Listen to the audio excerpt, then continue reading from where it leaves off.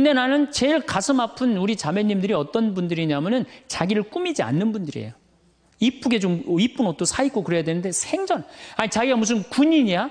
집에 있어도 파마를 해도 꼭 철모 뒤집어 쓴 걸 딱 1년 내내 풀어지지도 않는 거 쓰고 앉아갖고 그냥 생전 그냥 마누라라는 게 그냥 맵시 있는 옷 한 번 제대로 입지도 않고. 그럼 남편이 사는 맛이 있어요? 사는 멋이 있어요? 좀 꾸며야죠, 본인이. 예쁜 옷도 좀 사서 입고, 좀 브릿지도 좀 넣었다가, 머리도 그냥 생머리도 했다가, 이쪽으로도 묶었다가, 저쪽으로도 묶었다가, 어느 날 좀 틀어도 올리고, 막 이래야지 그냥 남자가 사는 맛도 있고, 사는 멋도 있을 거 아니에요. 생전 그냥, 옷도 그냥, 신부님, 맵시가 있어야지 옷을 사 입죠. 그러면 좀 살도 좀 빼시고. 그냥 이건 벤지 엉덩이지 구분도 안 되는 그냥 몸매를 가지고 그냥 그냥 몸빼바지만 계속 짚고 이 집에 있으면은 어느 남자가 집에서 가고 싶어요. 본인을 꾸미시라는 거예요. 그래서 남자는요 사는 맛도 있고 사는 멋도 있는 거, 멋도 있어야 돼요. 그래서 예쁜 옷. 남편도 좀 꾸며주고 남편도 좀 나비 넥타이도 좀 하고 또 남자들도 문제는 문제예요. 이 남자는 50이 넘어가면 친구가 없어져요. 오로지 방에만 있는 거 집에만. 근데 여자는 바뀌어 또 성격이 바뀌고 50이 넘으면 친구가 너무 많아. 그냥 맨날 만나러 나가야 되는데 그냥 이 남자고 여자고 이제 서로 힘든 거죠. 또 그냥 50, 60 넘은 남자들은 씻지도 않아. 그냥 냄새 나고 그냥 이러니까 그냥 남편 옆에 가까이 가기도 싫은 거죠. 예. 근데 이 부부가요 서로 애인같이 살아야 돼요. 우리 자매님들 자기를 애인같이 꾸며야 돼요. 그러니까 언제든지 집에서도 깔끔하고 예쁘게 차려입으면 남자가 기분이 좋잖아요. 집도 좀 화분도 좀 예쁜 거 좀 해놓고 여행도 좀 다니고 둘이 공연도 좀 가고 극장도 좀 보러 다니고 이래야지 그냥 사는 맛도 나고 사는 멋도 날 거 아니에요. 근데 우리나라 남자들이 얼마나 말을 못하냐면 이게 진짜로 있었던 일이에요. 65살 먹은 형제님이 꿈을 잘 꾼 거야.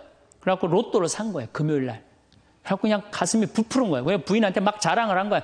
내가 꿈을 꿨는데 이거 오늘 된다. 그리고 보통 꿈이 아니다. 막 돼지가 막 수천 마리 왔다 갔다 한 꿈을 꿨는지. 그래갖고 그냥 막 들떠 있는 거야. 그러니까 부인이 콧소리로 한마디 한 거야. 여보, 그 로또 되면 당신 그 돈 뭐 할 거야? 그랬더니 남자가 정색을 하고 그러더래요. 내가 이 로또 되면은 온 세상 사람한테 다 나눠줘도 당신한테는 한 푼도 안 줄 거야. 아니 아직 된 로또도 아닌데 당첨되고 난 다음에 그러면 몰라도 당첨도 안 됐는데 귀양 이렇게 말하면 얼마나 좋아요. 여보 당신 평생 나한테 시집 와갖고 고생만 했는데 내가 로또 되면 내가 당신 다 줄게. 쓰고 싶은 대로. 아니 당첨도 안 된 로또인데 그렇게 말하면 얼마나 기분이라도 좋아요. 근데 그냥 내가 온 세상 사람한테 다 나눠줘도 당신한테 한 푼도 안 줄 거야. 이게 할 말이에요. 근데 우리나라 남자들이 이런다고요. 다른 형제님들이 마누라 너무너무 이쁘고 좋겠다고 살아봐라야 눈 한번 하얗게 뜨고 하면 독사가 그런 독사가 없다. 이런 말 해야 되면은 우리 마누라는 얼굴만 이쁜 게 아니라 마음은 비단이야. 기분이 얼마나 좋아요. 참 고운 말을 못하는 거야. 그냥 온 세상 사람한테 다 나눠줘도 당신한테는 한 푼도 안 준다. 그러니까 이 부인이 너무 열받아갖고 한 달 반 동안 밥을 안 해줬대요. 그리고 진짜 무서운 건 집안에서 폭력이에요. 폭력. 더욱이 남자가 여자를 때리는 건 있을 수 없는 일이에요. 부부가요 때린다는 건 있으면 안 돼요. 아니 여자가 남편한테 결혼을 할 때는 이 험난한 세상 저 힘 있는 남자한테 보호받고 싶어서 결혼하는 거 아니에요? 그렇지 않아요 보통? 그런데 그 남편이 자기를 때린다고 생각하면요 이건 치욕이에요 여자한테는. 그래서 남자가 여자를 때리면 안 돼요. 정말로 이것도 진짜 있었던 일인데 70이 다 돼가는 할머니인데 평생 남편한테 맞으면서 살았대요. 그런데 또 친구 하나가 평생 남편한테 둘이 이제 할머니가 이제 둘이 친구야. 서로 맞고 살아갖고. 근데 그 평생 맞은 할머니가 하루는 이 친구 할머니한테 전화를 한 거야. 막 웃으면서 전화했대. 너 뭐가 이렇게 좋아갖고 전화했냐? 그랬더니 우리 남편이 이번에 병원에 갔는데 글쎄 3개월밖에 못 산다고. 나 지금 입을 뒤집어 쓰고 지금 웃으면서 너한테 전화하는 거라고. 이건 너무 불행하지 않아요? 너무 불행하지 않아요? 정말로 자기 부인 아파서 죽는데 따라 죽는 남편도 있는데 이게 그냥 자기 남편 3개월밖에 안 산다고 이불을 뒤집어 쓰고 막 웃으면서 그냥 전화를 할 정도면 이거 같이 살지 말아야지. 그렇죠? 우리 인간들은 사실은 사랑이 없을 때 외롭죠. 근데 여러분들, 자식이 부모를 사랑하는 게 클까요? 부모가 자식을 사랑하는 게 클까요? 제가 다녀보면요, 다 부모가 자식을 사랑하는 게 크다고 착각하고 있어요. 근데 3살, 4살, 5살 때만 해더라도 누가 더 부모를 사랑하느냐면 자식이 더 부모를 사랑한대요. 왜냐하면 여러분들 3살, 4살, 5살 된 아이들은 누구밖에 없어요? 엄마밖에 없잖아요. 그래갖고 그냥 엄마 치마 붙잡고 그냥 온 데를 다 따라다니잖아요. 근데 엄마는 그때 아이 모임에도 나가야 되고 그냥 여기저기 다녀야 되는데 그냥 딸, 아들이 그냥 계속 매달려 있으면 귀찮아요, 안 귀찮아요? 귀찮을 때 있죠? 그래서 한마디 해서 얜 잠도 없냐고, 좀 가서 좀 자라고. 그래도 그냥 계속. 그러니까 아이가 엄마 아빠를 너무너무 좋아해. 엄마 아빠하고 같이 있고 싶어. 근데 누가 밀어내기 시작하냐면 부모가 밀어내기 시작하는 거예요. 언제까지 밀어내냐면 초등학교 6학년 때까지 계속 밀어내요. 그리고 공부 못한다고 구박까지 해. 밀어내는 것도 모자라서. 그럼 중학교 올라가면 그때부터는 누가 싫어하기 시작해요? 자식이 싫어하기 시작해요. 그래갖고 엄마 아빠를 거절하기 시작해. 근데 엄마 아빠는 똑같은 마음이야. 사랑하는 건 똑같아. 그렇죠? 근데 중학교 올라가면 이놈이 나를 거절하니까 굉장히 섭섭하죠. 그런데 10년 동안 밀어낸 걸 생각해야죠. 10년 동안 같이 아이가 놀아달라고 그럴 때 놀아주고, 뭐 매달릴 때 같이 안아주고, 눈 마주쳐주고, 대화해주고, 얘기 들어줬으면은 중학교 올라도 걔는 엄마 아빠 안 미워해요. 그런데 3살서부터 계속 귀찮다고 그러고 자라고 그러고 그냥 뭐 또 때리고 막 공부 못하면 뭐 그냥 네가 그냥 내가 널 낳고 미역국을 끓여 먹고 내가 한심하다 그러고, 그리고 중학교 올라가고 자식이 엄마 막 째려보고 신경질 보고 소리 지르면은 그땐 당황스러운 거예요.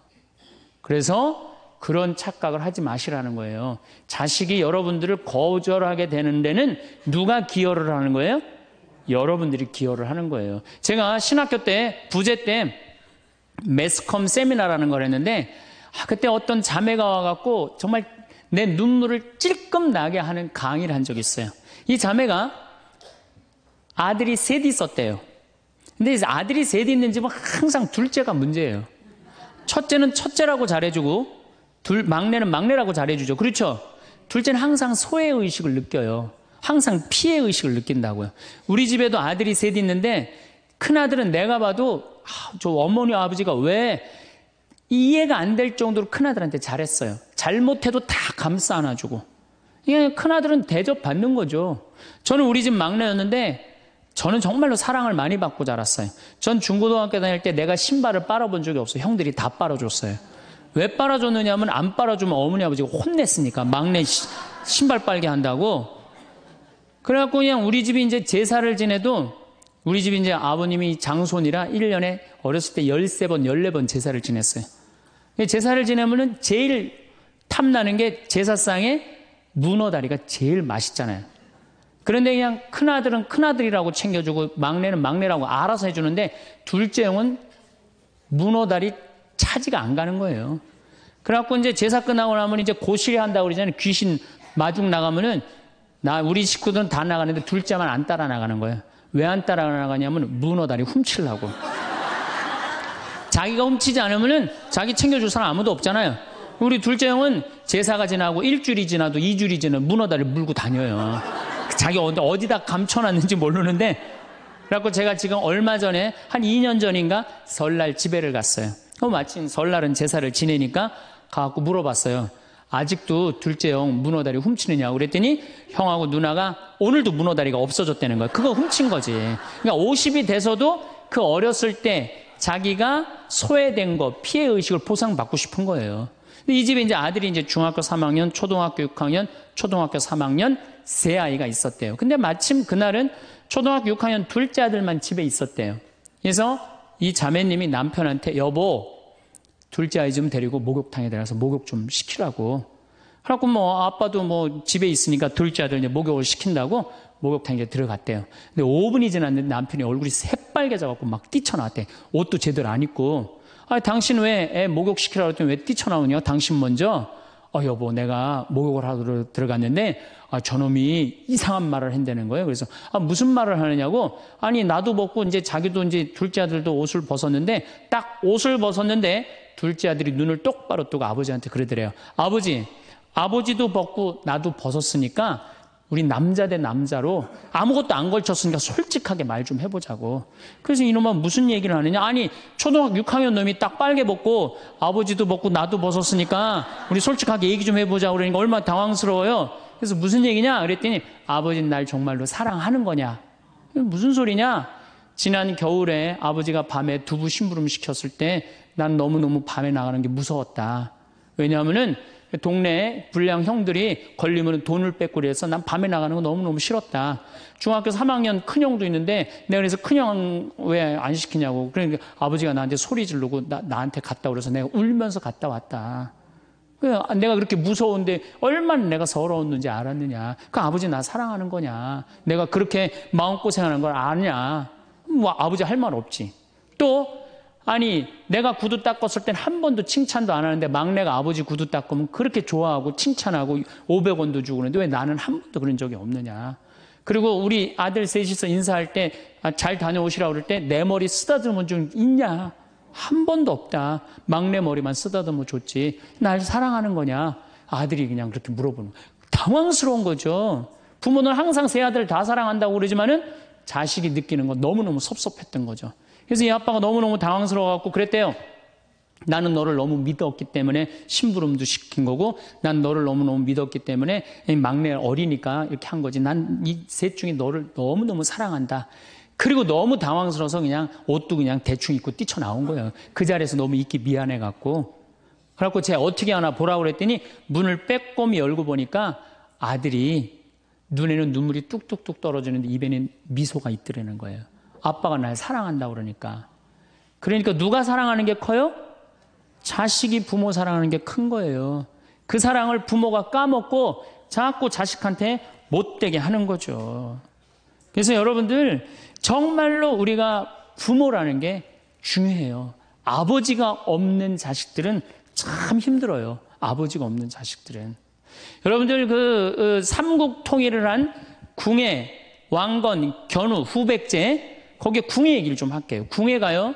뭐 역사적으로 뭐 확실하진 않지만 47대나 48대 경문왕 아들이었대요. 이 셋 중에 제일 난 사람이에요. 왕건은 귀족 아들이고 견우는 평민 아들이야. 근데 궁예는 왕의 아들이었어요. 근데 아버지 없이 자랍니다. 아버지 없이 자라요. 아버지 없이 자라는 사람들은요. 심리학자들이 얘기를 하는 게 1살서부터 3살 때까지 가장 중요하대요. 이때 아버지 엄마가 안아주고 뽀뽀해주고 엄마 아빠라고 그럴 때 격려해주고 기저귀 갈아주고 이럴 때 아이들은 뭐가 생기느냐 하면 신뢰심이 생긴대요. 세상은 믿을 만한 데다. 그리고 그냥 아이가 막 걸을 때 옆에서 박수 쳐주고 걸음 뛸 때 그럼 아이들이요. 그 굉장히 심리적으로 안정감을 준다는 거예요. 그런데 이때 아버지가 없는 아이들은 심리적으로 굉장히 불안하다는 거예요. 여러분들 이 아빠가 아이들 이 목마 태워주면은 애들 좋아해요, 안 좋아해요? 좋아하죠? 그런데 아빠 키가 1m 70이고 애가 50cm면 2m 20이에요. 그 꼭대기에 올라가고 또 애는 아빠 머리를 잡고 막 깔깔깔 까르르 넘어가지 않아요? 좋아갖고 아빠 머리를 잡고 걔는 무의식 속에 이런 생각을 갖는데요. 세상은 이렇게 높아도 믿을 만한 데다. 이 든든한 아버지가 있으니까. 그런 믿음이 생긴다는 거예요. 그런데 궁예는 그랬던 경험이 한 번도 없었던 거야. 그러니까 나중에는 사람을 의심을 하기 시작하는 거예요. 의심하기 시작하는 거예요. 그래갖고 나중에 관심법이라는 걸 개발해요. 그래갖고 네가 의심하는지 안 의심하는지 내가 안다. 그래갖고 그냥 친아들도 그냥 의심도 안 하는데 너 의심한다고 그러고 죽이고 결국 누구까지 죽여요? 자기 부인하고 아들까지 죽여요. 그리고 마지막으로 쓸쓸한 최후를 맞이해요. 신부님, 나는 우리 남편이 일찍 죽어갖고 우리 애들 그냥 혼자 키웠는데 너무 섭섭합니다. 아버지 없이도 훌륭하게 자라는 사람 간혹 있어요. 그게 누구냐면 오바마가 아버지 없이 자라잖아요. 할머니 손에서 얼마나 훌륭해요. 그렇죠? 그러나 일반적으로 보면은 그렇다는 거예요. 아버지가 굉장히 중요한데 근데 슬픈 거는 우리나라는 아버지가 있어도 없는 것 같아요. 아버지가 있어도. 애는 학원 다니냐고 그냥 정신 팔려가고 아버지는 돈 번다고 해갖고 서로 사랑을 쌀 시간이 없는 거. 서로 사랑을 쌀 시간. 여러분들 자식들이 세상 살아가기 힘들다 하더라도 그 든든한 아버지가 있는 자식들은요, 극복해 나가요. 든든한 아버지가 있는 자식들은. 또 요한복음 17장 하느님 아버지와 얼마나 깊은 사랑으로 묶여 있는지 잘 보여주는 구절이 있어요. 아버지, 세상이 생기기 전에 제가 아버지 앞에서 누리던 그 영광으로 이제 다시 아버지 앞에서 저를 영광스럽게 해주십시오. 그리고 이어서 이렇게 말씀하십니다. 아버지, 아버지께서 제 안에 계시고 제가 아버지 안에 있듯이 그들도 우리 안에 있게 해주십시오. 난 이 구절을 보면요, 가슴이 떨려요. 여러분들 자식 중에 아버지한테 아버지 안에 내가 있고 내 안에 아버지가 있어, 이렇게 말하는 자식들이 있어요? 그런 고백을 할 수 있는 자식이 몇 명이나 될까요? 아버지 안에 내가 있고 내 안에 아버지가 있다. 예수님은 이렇게 아버지를 사랑했던 거예요. 의로우신 아버지, 세상은 아버지를 알지 못하였지만 저는 아버지를 알고 있습니다. 저는 그들에게 아버지 이름을 알려주었고 앞으로도 알려주겠습니다. 아버지께서 저를 사랑하신 그 사랑이 그들 안에 있고 저도 그들 안에 있게 하려는 것입니다. 예수님은 그 말씀을 하고 난 다음에 유다의 배반으로 붙잡히세요. 그러니까 예수님은 활동 시작할 때부터 아버지 얘기 시작해갖고 마지막 끝날 때까지 아버지 얘기한 거야. 아버지하고 이야기를 하는 거를 멈추지 않으십니다. 그리고 겟세마니 동산에서도 아버지와 끈끈한 사랑을 보여주시죠. 아버지, 하실 수만 있으시면 이 잔이 저를 비껴가게 해주십시오. 그러나 제가 원하는 대로 하지 마시고 아버지께서 원하시는 대로 하십시오. 요새 이런 아들이 어디 있어요? 제 뜻대로 말고 아버지 뜻대로 하세요. 이런 아들이 어디 있어요? 다 내 뜻대로 해달라고 그래요, 엄마 아버지가. 그렇죠? 근데 예수님은 하느님 아버지가 그렇게 기뻤던 거야. 맨 마지막에 아버지 이 사람들을 용서하여 주십시오. 그리고 마지막으로 이런 말씀을 하십니다. 아버지, 제 영혼을 아버지 손에 맡깁니다. 그러니까 이 아버지와 철저한 끈으로 묶여 있었던 예수님은 그 마지막 제자들이 다 버리고 도망갔어도 그 아버지에 대한 사랑, 내 안에 아버지가 있고 아버지 안에 내가 있다는 그 기가 막힌 사랑으로 극복하시고 인류 구원의 문을 여신 거예요. 그렇다면 우리나라 아버지들도 이런 아버지가 돼야지. 자식들한테 이런 아버지가 돼야 되는데 이런 아버지가 과연 몇이나 있느냐. 저는 다행히 우리 아버지를 참 잘 만났어요. 전 참 아버지를 좋아해요. 나는 어렸을 때 추억이 아버지하고 매일 토요일날 일요일만 되면 산에 가갖고 도토리 따고 밤 줍고 또 내가 망보고 아버지가 대추나무 올라가고 막 서리하고 막 이런 거 많이 했어요. 그래갖고 막 걸려갖고 막 대추밭 주인한테 막 욕먹으면 얘는 누구냐고 그러면 우리 막내 아들이라고 그러면 막내 아들 데리고 좋은 거 가르쳐 준다고 그냥. 그리고 어렸을 때 아버지하고 추억 중에 웅덩이가 있어. 웅덩이. 거기에 퍼내면 그 미꾸라지. 그 진흙 안에 미꾸라지 그걸 잡아내는 정말 그런 추억들이요. 그러니까 지금도 80이 된 아버지를 보면 행복한 거예요. 그리고 시간만 되면 그 아버지 보러 가고 싶고. 그러니까 이제는 효도는 없어요. 뭐만 남아있어? 사랑만 남아있는 거예요. 추억만 남아있는 거예요. 자식하고 얼마나 좋은 시간을 많이 가졌느냐에 따라서 늙었을 때 안 외롭다는 거예요. 어렸을 때 자식하고 한 번도 놀아준 적이 없어. 10살 때까지 놀아줘야 된다는 거예요. 근데 10살 때까지 한 번도 놀아준 적이 없으면은 자식이 늙은 부모들 한 번도 같이 안 놀아준다 이거예요. 그러니까 늙어서 외로운 거는 자식이 못 돼서가 아니라 누가 싸놓은 업보야? 그렇죠. 그러니까 섭섭할 필요 없어요. 자, 그렇다면은 사랑이 없는 엄마, 사랑이 없는 아버지, 엄마도 없고 아버지도 없는 이 세대는 외로울 수밖에 없어요. 그리고 그들은 어차피 떠나게 돼 있어요. 그렇다면 여러분들 옆에 남아있는 건 누구밖에 없어요? 남편. 그렇죠. 50살에 자식들 떠나면 50부터 100살까지 여러분들 옆에 남아있을 수 있는 유일한 사람은 남편밖에 없어요. 근데 여러분들 그 남편한테 잘해요? 옛날에는요, 부모한테 자식이 전부였어요. 왜 옛날에는 부모한테 자식이 전부였느냐면 20살에 결혼해갖고 내가 40살이 되면은 자식이 20살이 돼요. 그러면은 되게 50살까지 밖에 못 살았어요. 그럼 자식이 몇 년 효도하면 되냐면 10년만 효도하면 돼요. 그러면 알아서 죽어줘 주니까. 그러니까 옛날엔 자식이 부모한테 애절해서 안 애절했어요. 애절했어요. 그리고 20살 먹은 아들이 왜 50살 먹은 부모한테 죽지 말라고 왜 그렇게 손가락 깨물어서 입에 단지해주고 허벅지 살 잘라갖고 울며 불며 죽지 말라고 그랬을까요? 20살 된 이 아들은 동생이 17살, 14살, 11살, 8살, 5살, 2살 동생이 줄줄이 있는 거야. 근데 엄마 아빠가 지금 죽으면 이거 누가 키워야 돼? 자기가 키워야 되니까 죽지 말라고 그러는 거예요. 죽어도 이거 누구까지 다 키우고 죽어? 막내까지 키우고 죽어라 이거야. 근데 만약에 우리 엄마 아버지가 막내까지 다 키웠다? 그러면 엄마 아버지 나이가 60이 되는 거예요. 그래서 60까지 산 부모한테 너무 고맙다고 차려준 잔치가 환갑잔치예요. 근데 이 환갑진갑 다 받아먹고 갈 생각을 해요, 안 해요? 안 하잖아요. 이게 큰 문제예요. 그러니까 자식이 모시다가 지치는 거예요. 그러니까 부모 60, 70부터는요 부모 관심 없어요. 그러면은 50 넘어서는 누가 옆에 있어요? 남편밖에 없어요. 여러분들 지금 우리나라 100살 이상이 몇 명이냐면 2,500명이에요. 100살 이상이. 90세 이상이 몇 명이냐면 9만 명이에요. 80세 이상은 몇 명이냐면 80만 명이에요. 70세 이상은 몇 명이냐면 240만 명이에요. 그러니까 이제 안 죽어. 안 죽어요. 여기 죄송하지만 60세 넘으신 분들 손 들어보세요. 손 들어 괜찮아요. 이게 문제라는 거예요, 이게. 자식은 이미 떠나 있고 50 넘었고 60 넘어갖고는 누가 옆에 있어요? 남편밖에 없어요. 그러면은 자식한테 잘해야 됩니까? 남편한테 잘해야 됩니까? 남편한테 잘해야 돼요. 우리나라는요 안사람 바깥사람 제도가 있어요. 그래갖고 안사람은 집에서 애 놓다 죽고 바깥사람 바깥에서 돈 벌다 죽었어요.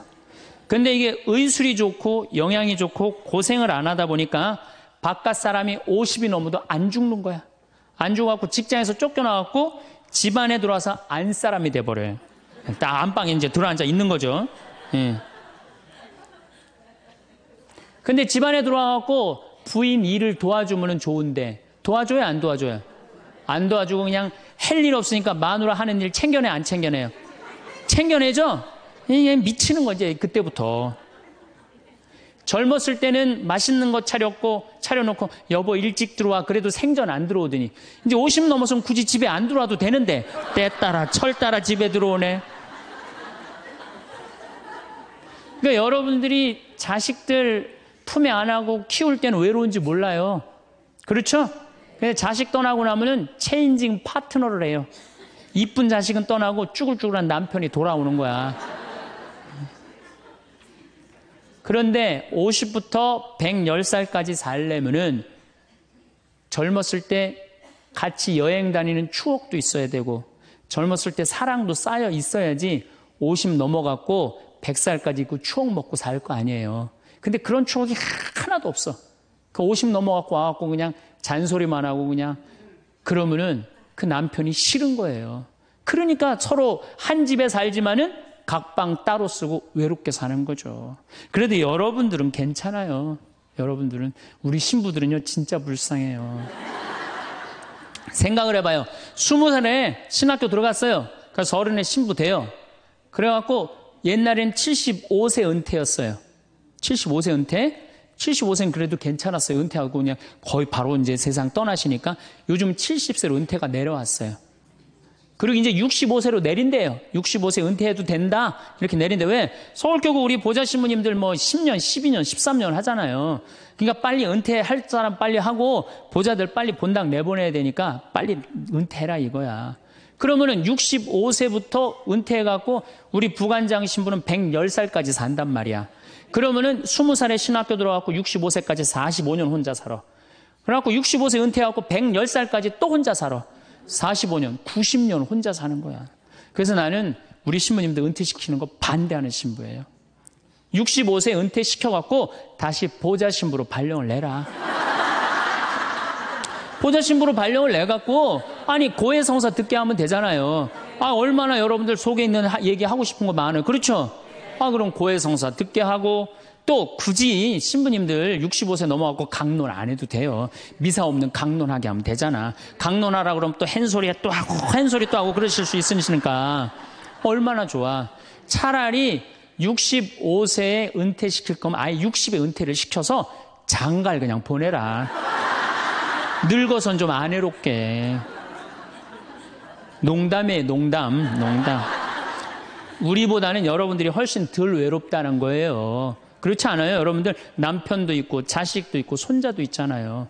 그러면 그 소중한 사람들한테 사랑하면서 살아야지. 우린 사랑할 사람도 없는데 여러분 사랑할 사람이 있잖아요. 그럼 조금만 내가 잘하면 되는데 그게 안 되는 거예요. 우리나라 여자들이요. 이 세상이 너무너무 여자 살기 좋은 세상이 돼갖고 여자들이 지금 뭐가 뭔지도 모르고 살아요. 집에서 남편들, 여러분들 남편들이 200만 원, 300만 원 벌어갖고 돈 갖다 주잖아요. 여러분들 길 지나가다 보면은 여러분들 10,000원 주는 사람 있어요? 지나가는 남자가? 없죠? 남편은 200만 원, 300만 원 한 달 뼈 빠지게 갖고 갖다 주잖아요. 그럼 잘해줘야 될 거 아니야. 그렇지 않아요? 그것도 1, 2년 갖다 준 것도 아니고 20년, 30년 갖다 줬으면 잘해줘야 될 거 아니야. 근데 집에서 그런 기가 막힌 남편 왕대접 해줘요? 개 다음으로 대접은 개 다음으로. 집에 마누라 자식 먹여 살린다고 이마가 땅바닥에 닿도록 인사하고 다니는 거예요. 여러분들 남편들 나가면 그래요. 그럼 집에서 왕대접 해줘야 될 거 아니야. 집에서도 왕대접 못 받아. 직장에서도 왕대접 못 받아. 어디 가면 왕대접 받아요. 룸사롱 가면 왕대접 받아요. 룸사롱 가면 막 그냥 가슴이 볼랑말랑한 옷 입고 그냥 여자들이 그냥 허벅지 뜯어진 치마 입고 그냥 머리도 그냥 생머리 싹 하고 그냥 사장님 오셨느냐고 그냥 팔짱도 끼고 그냥 술도 따라주고 그냥 또 그냥 안주 드시라고 그냥 땅콩 오징어 말아갖고 입에 막 넣어주고. 얼마나. 그러니까 30만 원, 40만 원 쓰는 게 안 아까운 거예요. 대한민국의 룸사롱으로 남자를 몰아내는 건 누가 몰아내는 거냐? 여자들이 난 몰아낸다고 생각해요. 여자들이. 마누라라는 게 아침에 출근할 때 보면 막 사자머리를 해갖고 막 귀신 눈을 해갖고 그냥 여보 다녀와 그냥 다녀오게 하고 난 다음에 다녀오라고 그래야지. 예쁘게 차려입고 문 입구에서 여보 다녀와. 그러면 내가 이렇게 이쁜 마누라 있는 집에 돌아와야 돼. 그런 마음으로 나가서 일할 거 아니에요. 사자머리 밥도 제대로 안 챙겨주고 그냥 다녀오라고 그러고. 또 대한민국 남자들은 또 착해요. 또 다녀오랜다고 저녁에 여보 나 다녀왔어. 예. 근데 아직도 그냥 사자머리를 하고 그냥 텔레비 보고 앉아있으면 어느 남자가 집에 들어가고 싶겠어요. 그렇지 않겠어요? 그래서요, 사람은요, 부부는요, 사는 맛이 있어야 돼요. 사는 맛이. 50이 넘으면요, 남자가 테스토스테론은 없고 에스트로겐만 있어요. 여성 호르몬이 자꾸 나와요. 그래서 성적인 능력이 사라져요. 성적인 능력이 사라지니까 50 넘은 남자들은 무슨 낙으로 사느냐면 먹는 낙으로 사는 거예요. 먹는 낙으로. 그냥 50만 되면 말하는 거 좋아하고 먹는 거 좋아한단 말이야. 근데 이 남자는 50이 넘으면 먹는 걸 좋아하는데 50이 넘은 여자는 이 세상에서 제일 하기 싫은 게 밥이야, 밥.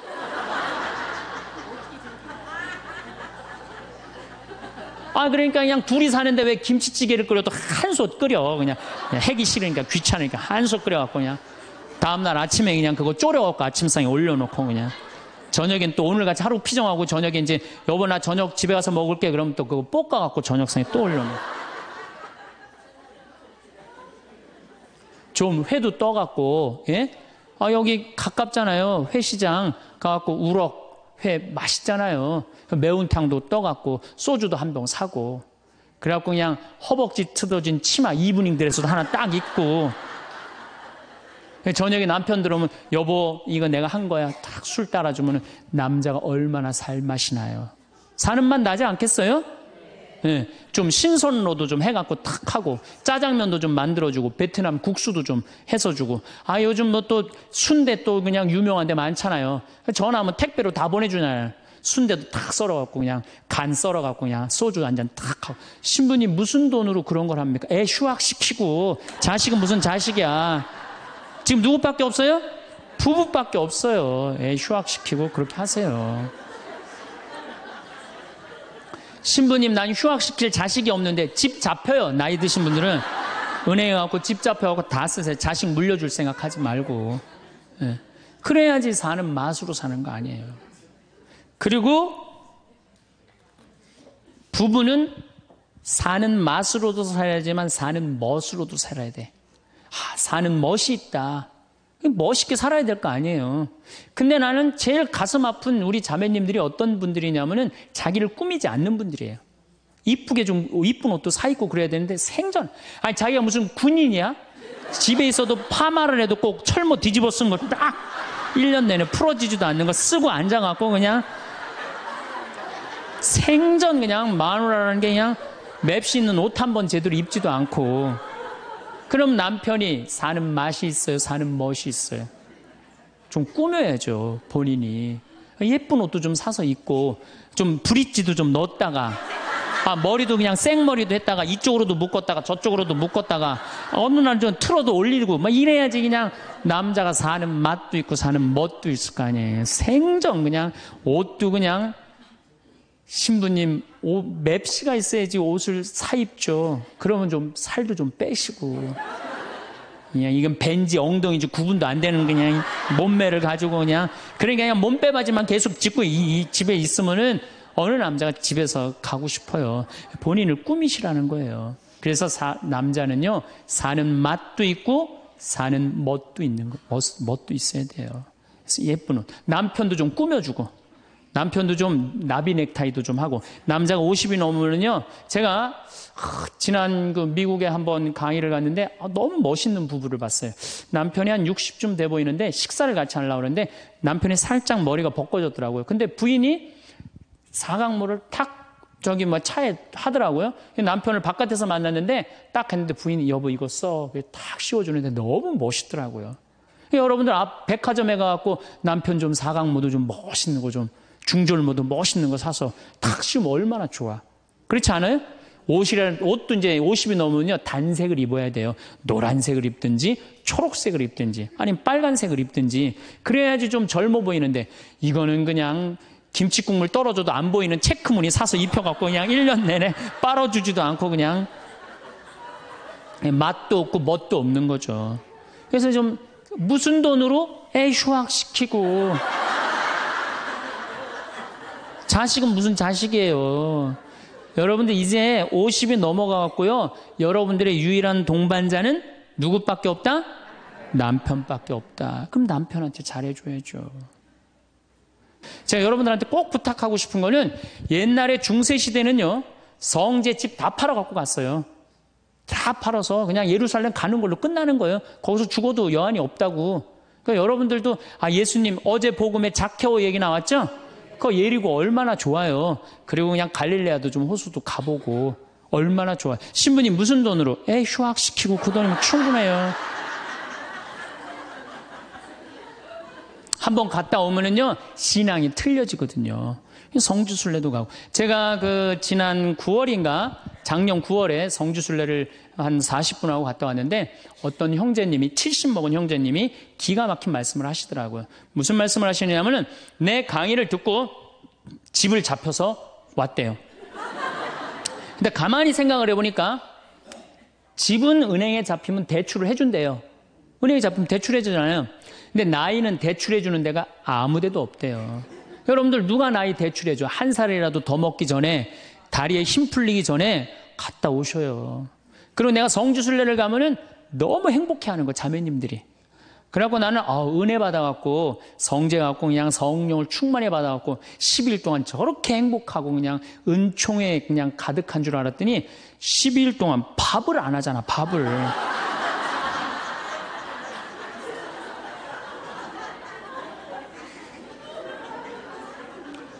남편, 부부는 맛도 있고 멋도 있어야 되지만 기도 살려줘야 돼. 남편 기도 살려줘야 돼요.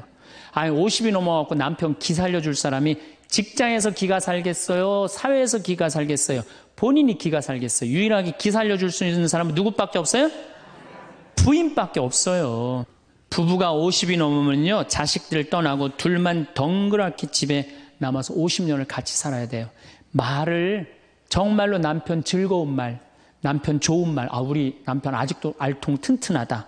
우리 남편 아직도 어깨가 그냥 대유평 평야 같다. 이런 말 해주는 게 중요한 거예요.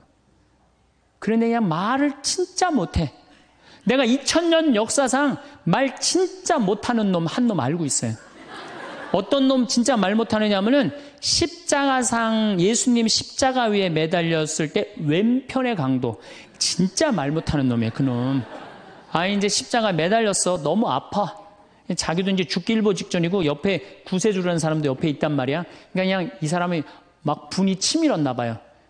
야, 네가 무슨 구세주냐? 네가 구세주라면 너도 살리고 나도 살려봐라. 너도 죽는 주제에 무슨 구세주냐? 그냥 막 욕을 해댄 거예요. 그러니까 예수님이 그냥 매달려갖고 아파 죽겠는데 이놈이 이상한 소리 하니까 대꾸도 안 해요. 대꾸도 안 해. 성서 보면은 그냥 가만히 계세요. 근데 내가 2000년 역사상 진짜 말 잘하는 사람 한 사람 알고 있어요. 그게 누구냐면 오른편 강도예요.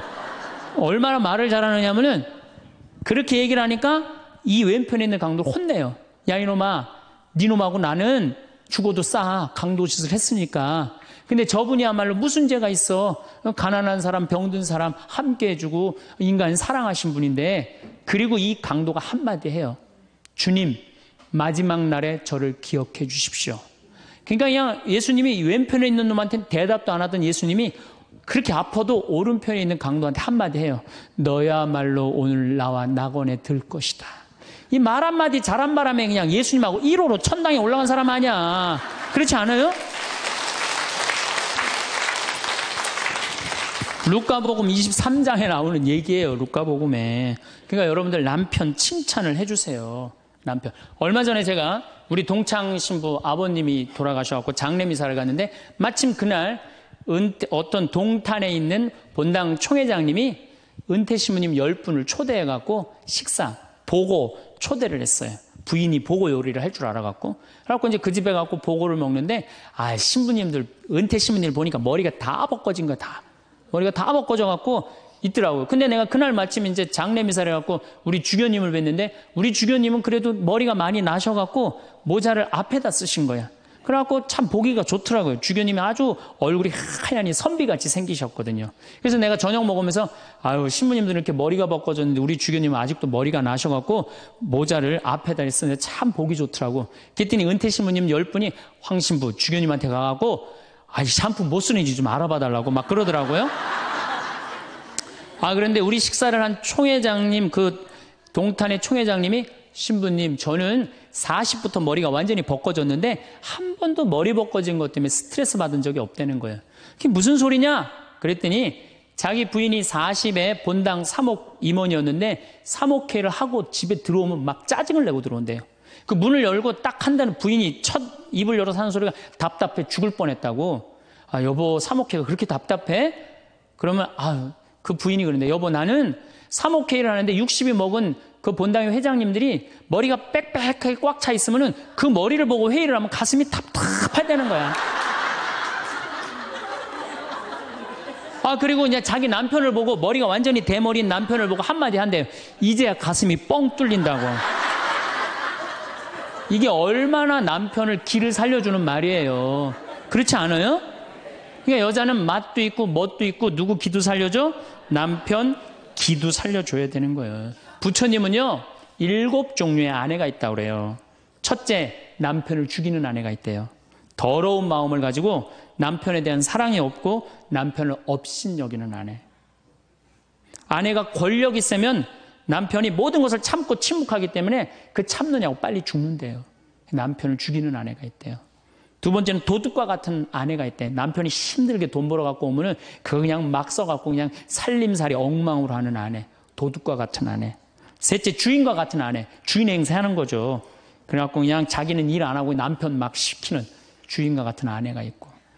그 다음에 네 번째는 어머니와 같은 아내가 있대요. 항상 남편을 사랑하며 자식 대하는 것처럼 남편을 보호해주는 아내가 있대요. 그 다음에 누이 동생과 같은 아내. 남편을 섬기기를 다하고 자매와 같은 귀여움을 떨고 애교를 떠는 그런 누이 동생과 같은 오빠 하면서 그런 아내가 있다는 거예요. 그 다음에 친구 같은 아내가 있다는 거예요. 직장에서 마치고 피곤해서 돌아오면은 남편을 반가이 맞이해주고 술 한잔을 하면서 하루를 이야기를 나누는 친구 같은 아내. 그 다음에 이건 시대에 좀 안 맞지만은 종과 같은 아내, 남편을 극진히 섬기는 아내가 있다는 거예요. 여러분들은 7번째 중에 몇 번째에 들어가세요?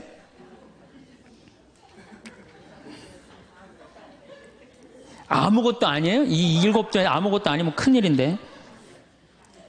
근데 우리나라 남자들도 문제예요. 사실은 이 부인한테 참 잘해야 되거든요. 자기 믿고 따라온 사람이 얼마나 귀하게 해야 돼. 근데 우리나라 남자들 참 부인한테 말 못해요. 정말 이쁘다고 말 한마디 해주면 얼마나 좋아. 여자는요, 1년 365일 365가지 방법으로 이쁘다는 소리를 듣고 싶어 한대요. 오늘같이 이렇게 태양이 찬란한 날은 여보, 저 찬란한 태양처럼 당신 오늘 너무 이뻐.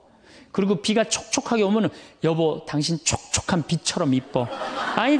어떤 방법을 써서라도 이쁘다는 말하면 여자는 행복하다는 거예요. 그리고 요리를 해주면 맛있다고 먹으면은 김치찌개, 이렇게 맛있는 김치찌개 먹을 수 있는 사람은 세상은 나 하나밖에 없다고. 이렇게 정말로 이런 말을 해줘야 되는데 생전 뭐 맛있다, 맛없다 그런 말 안 하면은 여자가 밥할 맛 나겠어요? 안 나죠? 그럼요. 그리고 한 30년 밥 얻어먹었으면 이제 설거지는 해야지. 그렇게 얻어먹었으면 설거지는 해야지. 양심 있는 거 아니야? 그렇지 않아요? 여자는 언제 행복하냐면 남편이 자기 살림을 도와줄 때 행복하다고 그러더라고요. 내 얘기를 듣고 어떤 형제님이 17년 동안 설거지 할 생각을 한 번도 안 했대. 17년 동안. 그래갖고 이제 내 얘기를 듣고 이제 자기도 이제 해봐야 되겠다. 그렇게 생각을 하고 저녁에 여보, 당신 반찬하냐고 애쓰고 밥하냐고 애썼으니까 내가 설거지 해줄게. 앉아서 텔레비 봐. 그랬더니 부인이 그러더래요. 2번 청소하게 하지 설거지하게 하지 말고 그냥 가만히 있으라고 그러더래요.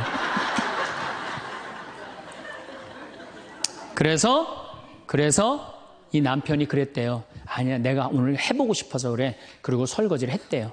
그리고 이제 그 형제는 미사해설하러 성당에 갔는데 메시지가 왔대요. 여보, 나는 오늘 당신이 한 설거지 지금 다시 하고 있어. 하지만은 오늘처럼 행복한 날은 없어. 17년 결혼 생활 중에 오늘처럼 행복한 날은 없어. 고마워. 내 살림살이를 도와줘서. 그 메시지를 형제님이 나한테 보냈어요. 신부님, 요 조그만 거 이렇게 행복할 수 있는데 내가 왜 이제까지 안 했는지 모르겠다고. 그러니까 우리 정말 부인한테, 정말로 자매님들한테 서비스 해줘야 돼. 이제는 서로를 사랑해야 돼요. 서로를 사랑하고 아껴줘야 돼요. 그러니까 여러분들 남편한테 잘하세요. 또 여기 있는 우리 형제님들 누구한테 잘해요? 그래도 나이 먹어갖고요. 여러분들 지금 신부님 난 도저히 우리 남편하고 못 살 거예요. 지금 바꿔봐야 거기서 거기에요. 지금 바꿔봐야. 자, 남자하고 여자하고 얼마나 서로를 이해를 못하느냐 하면은 남자는 하루에 2,000마디만 하면은 말 끝난대요. 근데 여자는 하루에 6,000마디를 해야 된대요. 그러니까 여자가 훨씬 말이 많은 거죠. 남자는 직장에 갔다 오면 할 말 끝난 거예요. 집에 할 말이 아무것도 없는 2,000마디 이미 다 했는데 할 말. 남자로 사람으로서 할 말 끝났는데 뉴욕의 게리 머카스라는 교수가 이 통계를 냈어요. 그래갖고 여자는 이제 남편이 이제 집에 들어올 때만 기다리는 거야. 뭐 이웃집 아줌마 얘기도 하고 싶고 본당시 뭐 욕도 하고 싶고 막 그래갖고 기다리고 있는데 남편이 들어와서 여보, 그 집 남편은 그렇게 힘들게 돈을 버는데 여자는 맨날 찜질방 다니고 그냥 밍크코트 입고 다니고 정신 나간 여자라고. 그럼 남편은 할 얘기가 없는 거야. 쓸데없는 소리 하지 말고 밥이나 내놓으라고. 그럼 여자는 미치는 거예요. 진짜 괜찮은 남자들은 어떤 남자들이냐면은 그래 여보? 그럼 안 되지. 부인이 살림을 잘 살아야지. 남자가 그렇게 고생을 하는데 추임새를 넣어주고 속으로 외우세요. 500마디, 1000마디, 2000마디. 그래갖고 딱 속으로 4000마디 딱 끝나면 여보 이제 자자. 이래야지 이 남자는 후환이 없는 남편이에요. 여자 말을 들어줘야 돼요. 그래서 남자하고 여자하고 틀린 점이 이거야. 반대로 우리 자매님들은 여자는 흥분을 하면 5분이면 흥분이 끝난대요. 그래갖고 막 장보러 들어와갖고 막 욕을 5분만 하면은 아무 일도 없었던 듯이 부엌에 들어가갖고 콩나물도 따고 멸치 대가리도 딴대요. 아무 일도 없었던 듯이. 근데 남자는 5분 동안 바가지 긁을 동안 가만히 있는데요. 5분 지나면 그때부터 승질이 나기 시작한대. 근데 남자는 한번 승질이 나면 최소한 30분은 성질을 내야 된대. 그래갖고 5분 지나고 나가고 이제 그때부터 이제 여자는 마음이 착 가라앉은 상태에서 저녁 준비를 하는데 그때부터 남자는 이제 거실에서 소리 지르는 거야. 내가 말이야 뭘 잘못했다고 네가 맨날 그러냐고 막 소리 지르면 마음이 가라앉은 여자가 나와서 남자 불을 질러요, 속에다가. 뭐라고 그러냐면, 당신은 말만 하면 이렇게 성질을 내고 그러느냐고. 자기는 이미 다 흥분 가라앉은 상태에서 막 성질 내는 남편한테 불은 자기가 질러놓고. 그러면 안 된다는 얘기죠. 30분 동안 길길이 뛰게 놔두란 얘기예요. 성질을 건드려 놨으면은. 어쨌든 우리가 이 인생을 외롭게 살고 싶지 않다면은 부부가 사랑하는 수밖에 없어요. 그래야만이 우리 인생이 풍요로워요. 더욱이 여러분들 노년 50년, 60년 부부밖에 없어요. 훈련하면 된대요. 그 부부 사랑 훈련하는 그 많은 책자를 읽어보면요. 그 서로 훈련이 안 돼 있어서 그렇지 훈련하면 서로 사랑한대요. 그리고 외롭지 않다는 거예요. 영원히 일할 것처럼 일하다가도 문득 나도 퇴직할 날이 얼마 안 남았는데란 생각이 들면 퇴직 준비에 대한 필요성을 느낍니다.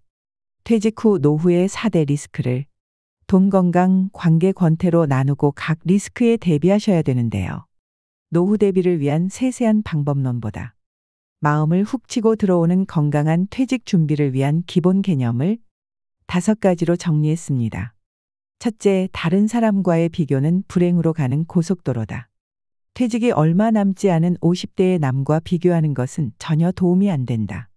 동창생 누구는 어디에 20억짜리 집이 있는데 난 뭐하고 살았나.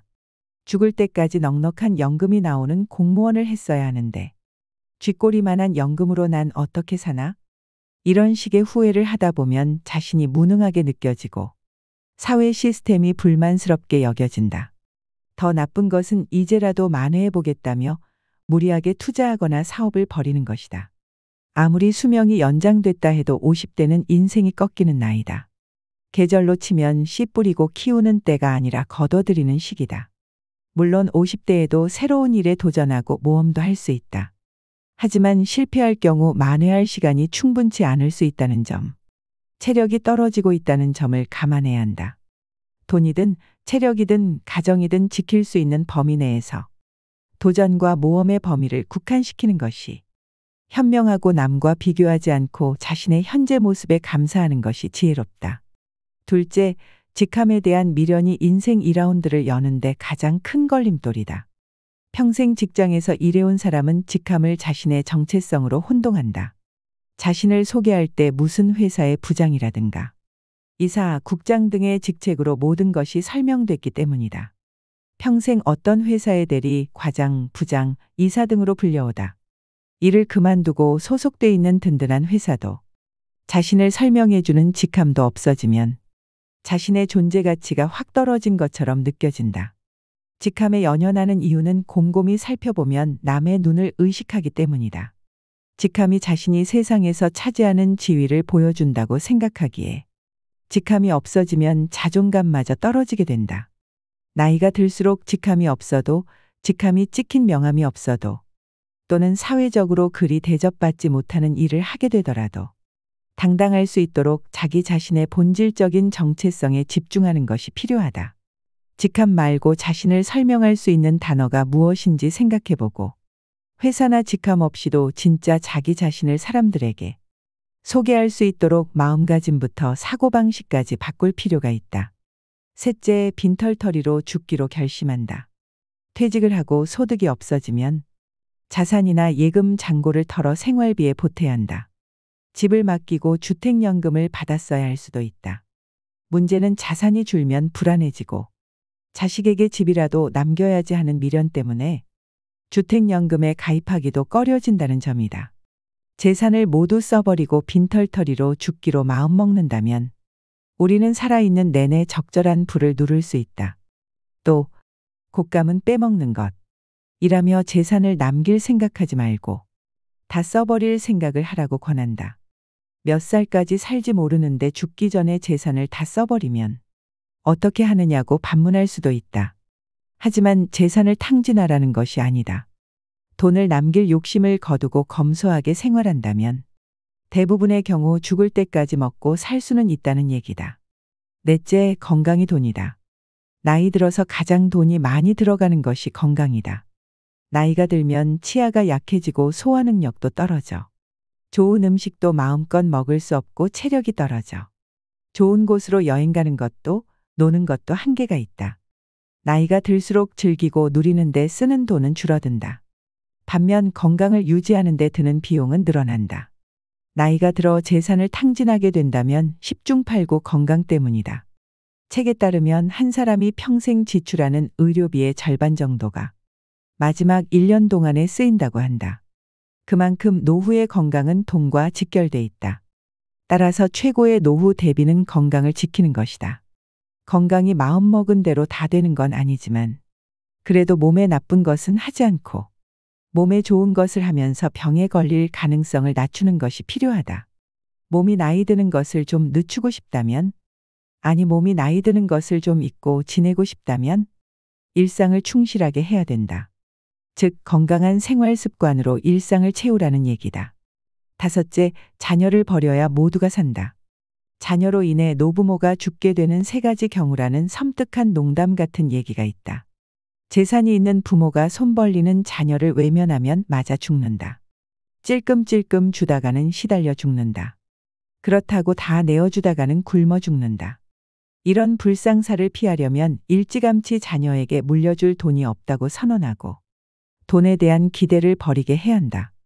다 큰 자식을 결혼도 시켜주고 집도 마련해주고 결혼 후에도 물심양면으로 도와줄 것이 없을까 기웃거리는 것은 사랑이 아니라 자녀의 독립을 막는 독이다.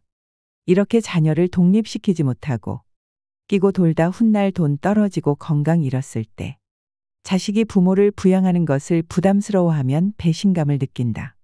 부모는 자녀가 사랑스러워 이것저것 다 해줬지만 결국 돈 잃어 건강 잃어 자식과 관계까지 나빠져 자식 잃어가 된다. 이를 피하려면 자녀에게 대학 졸업할 때까지만 또는 결혼할 때까지만 부양해주겠다고 부양 시한을 정하라. 그리고 가능한 자산은 연금으로 바꾸는 것이 좋다. 달마다 생활에 필요한 돈이 나오면 마지막까지 버틸 수 있다.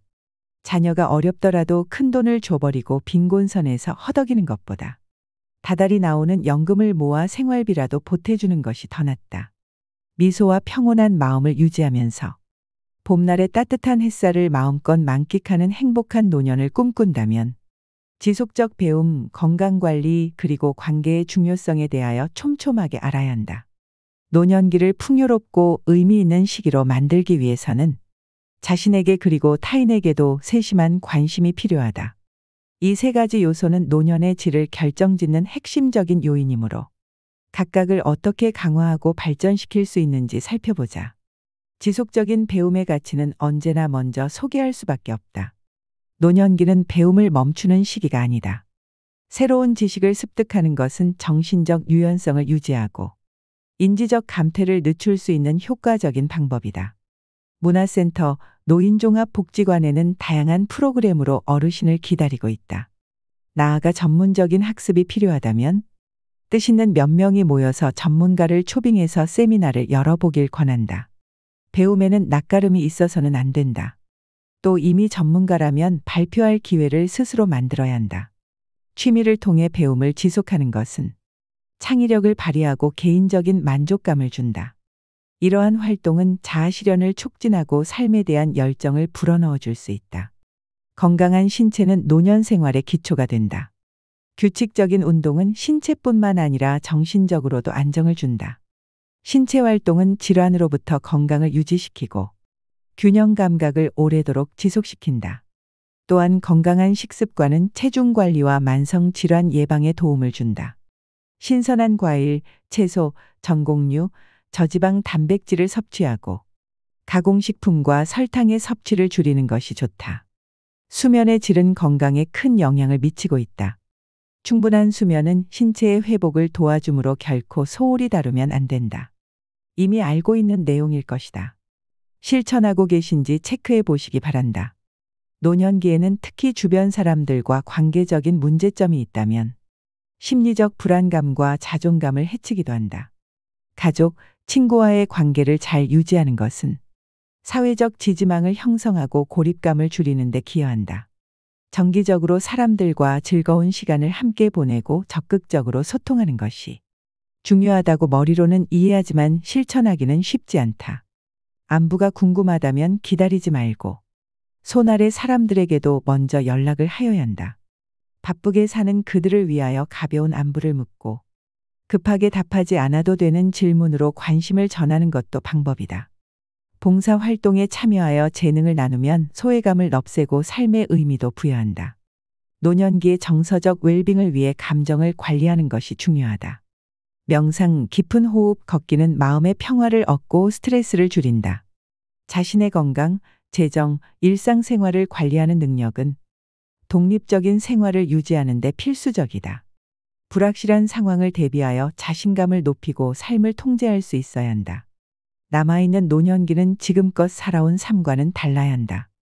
허투루 시간을 낭비하거나 어찌할 바를 몰라서 탄식하면서 하루를 마감해서는 안 된다.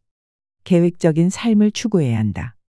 더 많이 배우고 더 건강을 챙기고 나의 이웃과의 관계를 더 발전시켜야 한다. 그들로부터 잊혀지는 노인이 되어서는 안 된다. 가까이 다가올 수 있는 공간을 만들어야 한다. 상대방이 쉽게 찾아올 수 있는 이유를 만들면서 자신에게는 언제나 당당하고 자존감을 지키도록 노력해야 한다. 지속적인 배움, 건강관리, 그리고 인간관계의 세심한 관리를 통해서 노년을 풍요롭고 의미 있게 만들 수 있다고 다시 한번 주장한다. 자신에게 맞는 방법을 찾아 적극적으로 실천하며 삶의 각 단계에서 새로운 기쁨과 만족을 찾아가시기 바란다. 우리 인간들은 사실은 사랑이 없을 때 외롭죠. 근데 여러분들, 자식이 부모를 사랑하는 게 클까요? 부모가 자식을 사랑하는 게 클까요? 제가 다녀보면요, 다 부모가 자식을 사랑하는 게 크다고 착각하고 있어요. 근데 3살, 4살, 5살 때만 애들에도 누가 더 부모를 사랑하느냐면 자식이 더 부모를 사랑한대요. 왜냐하면 여러분들 3살, 4살, 5살 된 아이들은 누구밖에 없어요? 엄마밖에 없잖아요. 그래갖고 그냥 엄마 치마 붙잡고 그냥 온 데를 다 따라다니잖아요. 근데 엄마는 그때 아이 모임에도 나가야 되고 그냥 여기저기 다녀야 되는데 그냥 딸, 아들이 그냥 계속 매달려 있으면 귀찮아요, 안 귀찮아요? 귀찮을 때 있죠? 그래서 한마디 해도 얜 잠도 없냐고, 좀 가서 좀 자라고. 그래도 그냥 계속. 그러니까 아이가 엄마 아빠를 너무너무 좋아해. 엄마 아빠하고 같이 있고 싶어. 근데 누가 밀어내기 시작하냐면 부모가 밀어내기 시작하는 거예요. 언제까지 밀어내냐면 초등학교 6학년 때까지 계속 밀어내요. 그리고 공부 못한다고 구박까지 해. 밀어내는 것도 모자라서. 그럼 중학교 올라가면 그때부터는 누가 싫어하기 시작해요? 자식이 싫어하기 시작해요. 그래갖고 엄마 아빠를 거절하기 시작해. 근데 엄마 아빠는 똑같은 마음이야. 사랑하는 건 똑같아. 그렇죠? 근데 중학교 올라가면 이놈이 나를 거절하니까 굉장히 섭섭하죠. 그런데 10년 동안 밀어낸 걸 생각해야죠. 10년 동안 같이 아이가 놀아달라고 그럴 때 놀아주고, 뭐 매달릴 때 같이 안아주고, 눈 마주쳐주고, 대화해주고, 얘기 들어줬으면은 중학교 올라도 걔는 엄마 아빠 안 미워해요. 그런데 3살서부터 계속 귀찮다고 그러고 자라고 그러고 그냥 뭐 또 때리고 막 공부 못하면 뭐 그냥 네가 그냥 내가 널 낳고 미역국을 끓여 먹고 내가 한심하다고 그러고, 그리고 중학교 올라가고 자식이 엄마 막 째려보고 신경질 보고 소리 지르면은 그땐 당황스러운 거예요.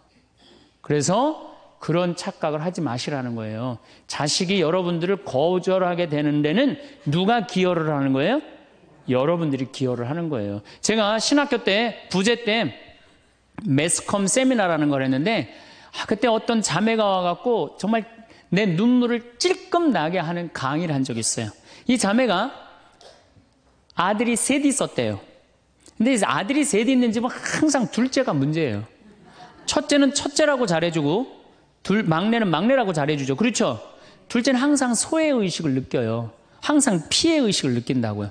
우리 집에도 아들이 셋 있는데 큰아들은 내가 봐도 저 어머니 아버지가 왜 이해가 안 될 정도로 큰아들한테 잘했어요. 잘못해도 다 감싸 안아주고. 이게 큰아들은 대접받는 거죠. 저는 우리 집 막내였는데 저는 정말로 사랑을 많이 받고 자랐어요. 전 중고등학교 다닐 때 내가 신발을 빨아본 적이 없어요. 형들이 다 빨아줬어요. 왜 빨아줬느냐면 안 빨아주면 어머니 아버지가 혼냈으니까 막내 신발 빨게 한다고.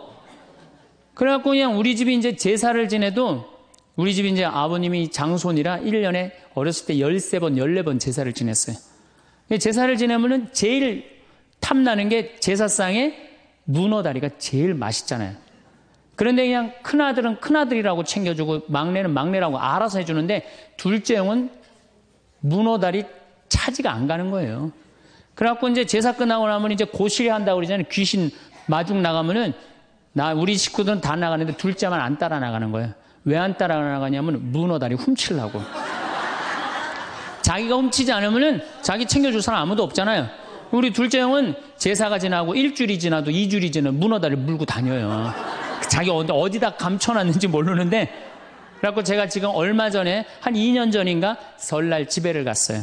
마침 설날은 제사를 지내니까 가갖고 물어봤어요. 아직도 둘째 형 문어다리 훔치느냐고 그랬더니 형하고 누나가 오늘도 문어다리가 없어졌다는 거예요. 그거 훔친 거지. 그러니까 50이 돼서도 그 어렸을 때 자기가 소외된 거, 피해의식을 보상받고 싶은 거예요.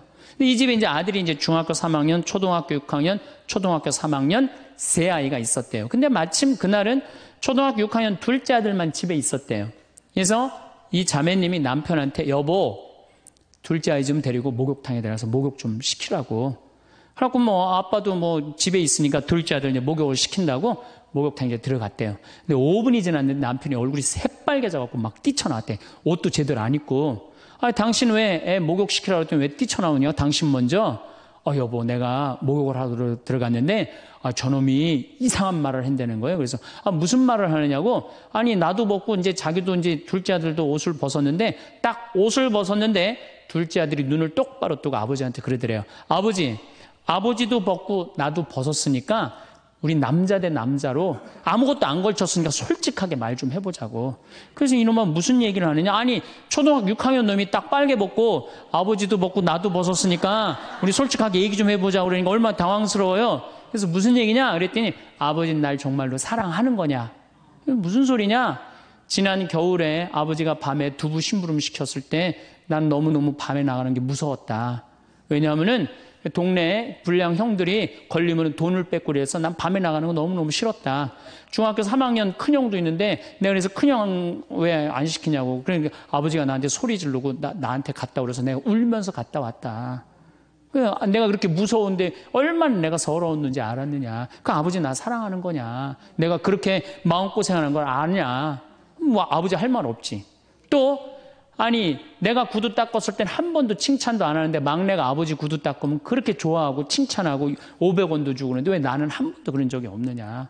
그리고 우리 아들 셋이서 인사할 때 잘 다녀오시라고 그럴 때 내 머리 쓰다듬은 적 있냐. 한 번도 없다. 막내 머리만 쓰다듬어 줬지. 날 사랑하는 거냐. 아들이 그냥 그렇게 물어보는 거예요. 당황스러운 거죠. 부모는 항상 세 아들 다 사랑한다고 그러지만은 자식이 느끼는 건 너무너무 섭섭했던 거죠. 그래서 이 아빠가 너무너무 당황스러워갖고 그랬대요.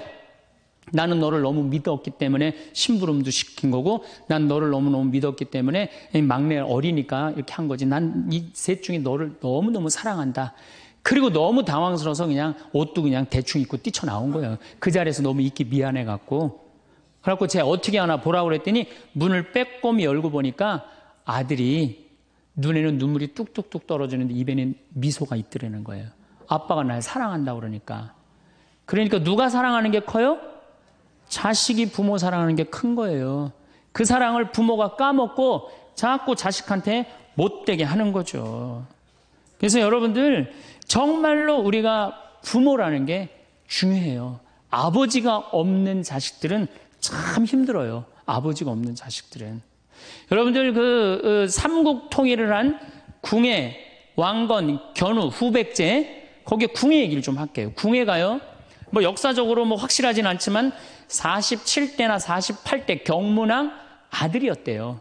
셋 중에 제일 난 사람이에요. 왕건은 귀족 아들이고 견우는 평민 아들이야.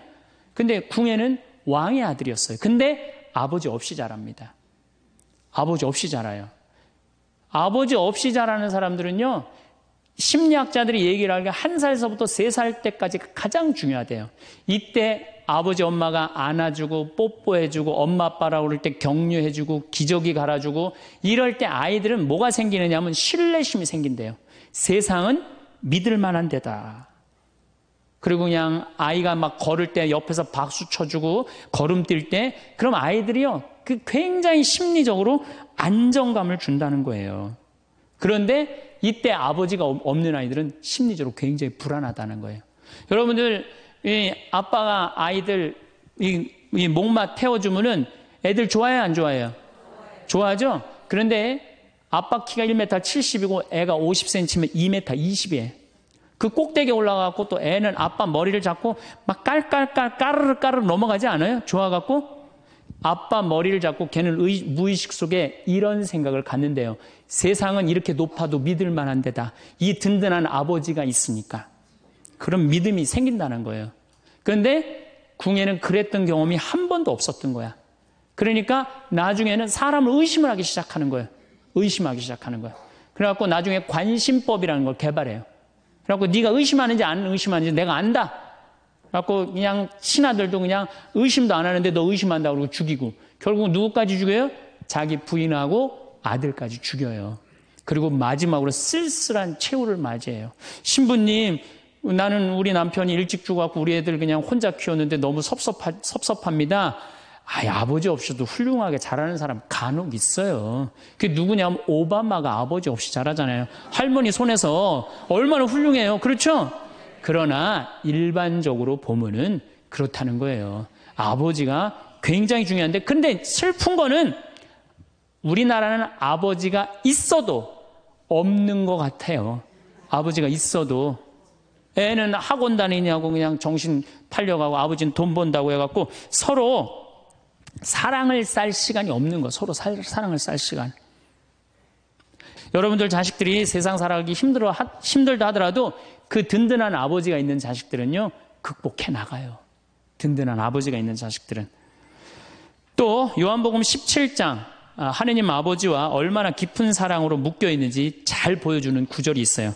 아버지, 세상이 생기기 전에 제가 아버지 앞에서 누리던 그 영광으로 이제 다시 아버지 앞에서 저를 영광스럽게 해주십시오. 그리고 이어서 이렇게 말씀하십니다. 아버지, 아버지께서 제 안에 계시고 제가 아버지 안에 있듯이 그들도 우리 안에 있게 해주십시오. 난 이 구절을 보면요, 가슴이 떨려요. 여러분들 자식 중에 아버지한테 아버지 안에 내가 있고 내 안에 아버지가 있어, 이렇게 말하는 자식들이 있어요? 그런 고백을 할 수 있는 자식이 몇 명이나 될까요? 아버지 안에 내가 있고 내 안에 아버지가 있다.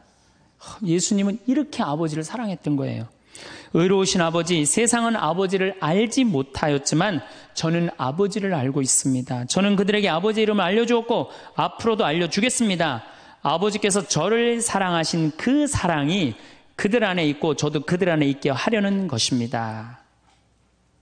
예수님은 그 말씀을 하고 난 다음에 유다의 배반으로 붙잡히세요. 그러니까 예수님은 활동 시작할 때부터 아버지 얘기 시작해갖고 마지막 끝날 때까지 아버지 얘기한 거야. 아버지하고 이야기를 하는 거를 멈추지 않으십니다. 그리고 겟세마니 동산에서도 아버지와 끈끈한 사랑을 보여주시죠. 아버지, 하실 수만 있으시면 이 잔이 저를 비껴가게 해주십시오. 그러나 제가 원하는 대로 하지 마시고 아버지께서 원하시는 대로 하십시오. 요새 이런 아들이 어디 있어요? 제 뜻대로 말고 아버지 뜻대로 하세요. 이런 아들이 어디 있어요? 다 내 뜻대로 해달라고 그래요, 엄마 아버지가. 그렇죠? 근데 예수님은 하느님 아버지가 그렇게 기뻤던 거야. 맨 마지막에 아버지, 이 사람들을 용서하여 주십시오. 그리고 마지막으로 이런 말씀을 하십니다. 아버지, 제 영혼을 아버지 손에 맡깁니다.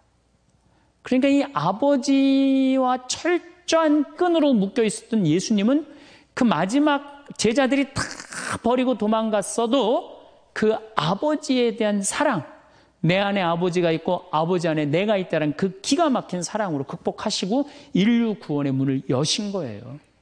그렇다면 우리나라 아버지들도 이런 아버지가 돼야지. 자식들한테 이런 아버지가 돼야 되는데 이런 아버지가 과연 몇이나 있느냐. 저는 다행히 우리 아버지를 참 잘 만났어요. 전 참 아버지를 좋아해요.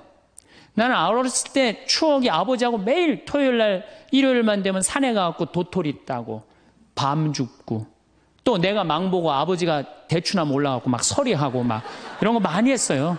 예. 그래갖고 막 걸려갖고 막 대추밭 주인한테 막 욕먹으면 그냥 얘는 누구냐고 그러면 우리 막내 아들이라고 그러면 그냥 막내 아들 데리고 좋은 거 가르쳐 준다고 그냥.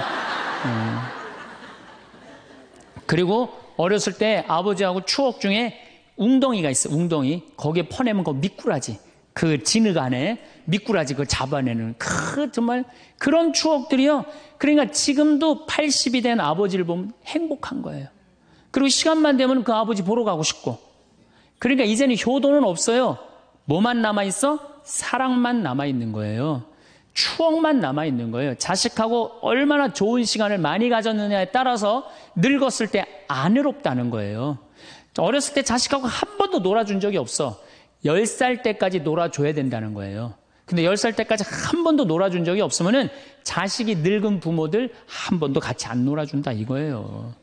그러니까 늙어서 외로운 거는 자식이 못 돼서가 아니라 누가 싸놓은 업보야? 그렇죠. 그러니까 섭섭할 필요 없어요. 자, 그렇다면은 사랑이 없는 엄마, 사랑이 없는 아버지, 엄마도 없고 아버지도 없는 이 세대는 외로울 수밖에 없어요. 그리고 그들은 어차피 떠나게 돼 있어요. 그렇다면 여러분들 옆에 남아있는 건 누구밖에 없어요? 남편. 그렇죠. 50살에 자식들 떠나면 50부터 100살까지 여러분들 옆에 남아있을 수 있는 유일한 사람은 남편밖에 없어요. 근데 여러분들 그 남편한테 잘해요? 옛날에는요, 부모한테 자식이 전부였어요. 왜 옛날에는 부모한테 자식이 전부였느냐면 20살에 결혼해갖고 내가 40살이 되면은 자식이 20살이 돼요. 그러면은 되게 50살까지 밖에 못 살았어요. 그럼 자식이 몇 년 효도하면 되냐면 10년만 효도하면 돼요. 그러면 알아서 죽어줘 주니까. 그러니까 옛날엔 자식이 부모한테 애절해서 안 애절했어요. 애절했어요. 그리고 20살 먹은 아들이 왜 50살 먹은 부모한테 죽지 말라고 왜 그렇게 손가락 깨물어서 입에 단지해주고 허벅지 살 잘라갖고 울며 불며 죽지 말라고 그랬을까요? 20살 된 이 아들은 동생이 17살, 14살, 11살, 8살, 5살, 2살 동생이 줄줄이 있는 거야. 근데 엄마 아빠가 지금 죽으면 이거 누가 키워야 돼? 자기가 키워야 되니까 죽지 말라고 그러는 거예요. 죽어도 이거 누구까지 다 키우고 죽어? 막내까지 키우고 죽어라 이거야. 근데 만약에 우리 엄마 아버지가 막내까지 다 키웠다? 그러면 엄마 아버지 나이가 60이 되는 거예요. 그래서 60까지 산 부모한테 너무 고맙다고 차려준 잔치가 환갑잔치예요. 근데 이 환갑진갑 다 받아먹고 갈 생각을 해요, 안 해요? 안 하잖아요. 이게 큰 문제예요. 그러니까 자식이 모시다가 지치는 거예요. 그러니까 부모 60, 70부터는요 부모 관심 없어요. 그러면은 50 넘어서는 누가 옆에 있어요? 남편밖에 없어요. 여러분들 지금 우리나라 100살 이상이 몇 명이냐면 2,500명이에요. 100살 이상이. 90세 이상이 몇 명이냐면 9만 명이에요. 80세 이상은 몇 명이냐면 80만 명이에요. 70세 이상은 몇 명이냐면 240만 명이에요. 그러니까 이제 안 죽어. 안 죽어요. 여기 죄송하지만 60세 넘으신 분들 손 들어보세요. 손 들어 괜찮아요. 이게 문제라는 거예요, 이게. 자식은 이미 떠나 있고 50 넘었고 60 넘어갖고는 누가 옆에 있어요? 남편밖에 없어요. 그러면은 자식한테 잘해야 됩니까? 남편한테 잘해야 됩니까? 남편한테 잘해야 돼요. 우리나라는요, 안사람, 바깥사람 제도가 있어요. 그래갖고 안사람은 집에서 애 놓다 죽고 바깥사람 바깥에서 돈 벌다 죽었어요. 근데 이게 의술이 좋고 영양이 좋고 고생을 안 하다 보니까 바깥사람이 50이 넘어도 안 죽는 거야. 안 죽어갖고 직장에서 쫓겨나갖고 집안에 들어와서 안사람이 돼버려요. 딱 안방에 이제 들어앉아 있는 거죠. 예. 근데 집안에 들어와갖고 부인 일을 도와주면 좋은데 도와줘요, 안 도와줘요? 안 도와주고 그냥 할 일 없으니까 마누라 하는 일 챙겨내, 안 챙겨내요? 챙겨내죠? 이게 미치는 거지, 그때부터. 젊었을 때는 맛있는 거 차려놓고 여보 일찍 들어와. 그래도 생전 안 들어오더니 이제 50 넘어서는 굳이 집에 안 들어와도 되는데 때 따라 철 따라 집에 들어오네. 그러니까 여러분들이 자식들 품에 안하고 키울 때는 외로운지 몰라요. 그렇죠? 근데 자식 떠나고 나면은 체인징 파트너를 해요. 이쁜 자식은 떠나고 쭈글쭈글한 남편이 돌아오는 거야. 그런데 50부터 110살까지 살려면은 젊었을 때 같이 여행 다니는 추억도 있어야 되고 젊었을 때 사랑도 쌓여 있어야지 50 넘어갔고 100살까지 그 추억 먹고 살 거 아니에요. 근데 그런 추억이 하나도 없어. 그 50 넘어갖고 와갖고 그냥 잔소리만 하고 그냥 그러면은 그 남편이 싫은 거예요. 그러니까 서로 한 집에 살지만은 각방 따로 쓰고 외롭게 사는 거죠. 그래도 여러분들은 괜찮아요. 여러분들은, 우리 신부들은요 진짜 불쌍해요. 생각을 해봐요. 20살에 신학교 들어갔어요. 그래서 30에 신부 돼요. 그래갖고 옛날엔 75세 은퇴였어요. 75세 은퇴? 75세는 그래도 괜찮았어요. 은퇴하고 그냥 거의 바로 이제 세상 떠나시니까 요즘 70세로 은퇴가 내려왔어요. 그리고 이제 65세로 내린대요. 65세 은퇴해도 된다. 이렇게 내린대. 왜? 서울교구 우리 보좌 신부님들 뭐 10년, 12년, 13년 하잖아요. 그러니까 빨리 은퇴할 사람 빨리 하고 보좌들 빨리 본당 내보내야 되니까 빨리 은퇴해라 이거야. 그러면은 65세부터 은퇴해갖고 우리 부관장 신부는 110살까지 산단 말이야. 그러면은 20살에 신학교 들어가고 65세까지 45년 혼자 살아. 그래갖고 65세 은퇴하고 110살까지 또 혼자 살아. 45년, 90년 혼자 사는 거야. 그래서 나는 우리 신부님들 은퇴시키는 거 반대하는 신부예요. 65세 은퇴시켜갖고 다시 보좌 신부로 발령을 내라.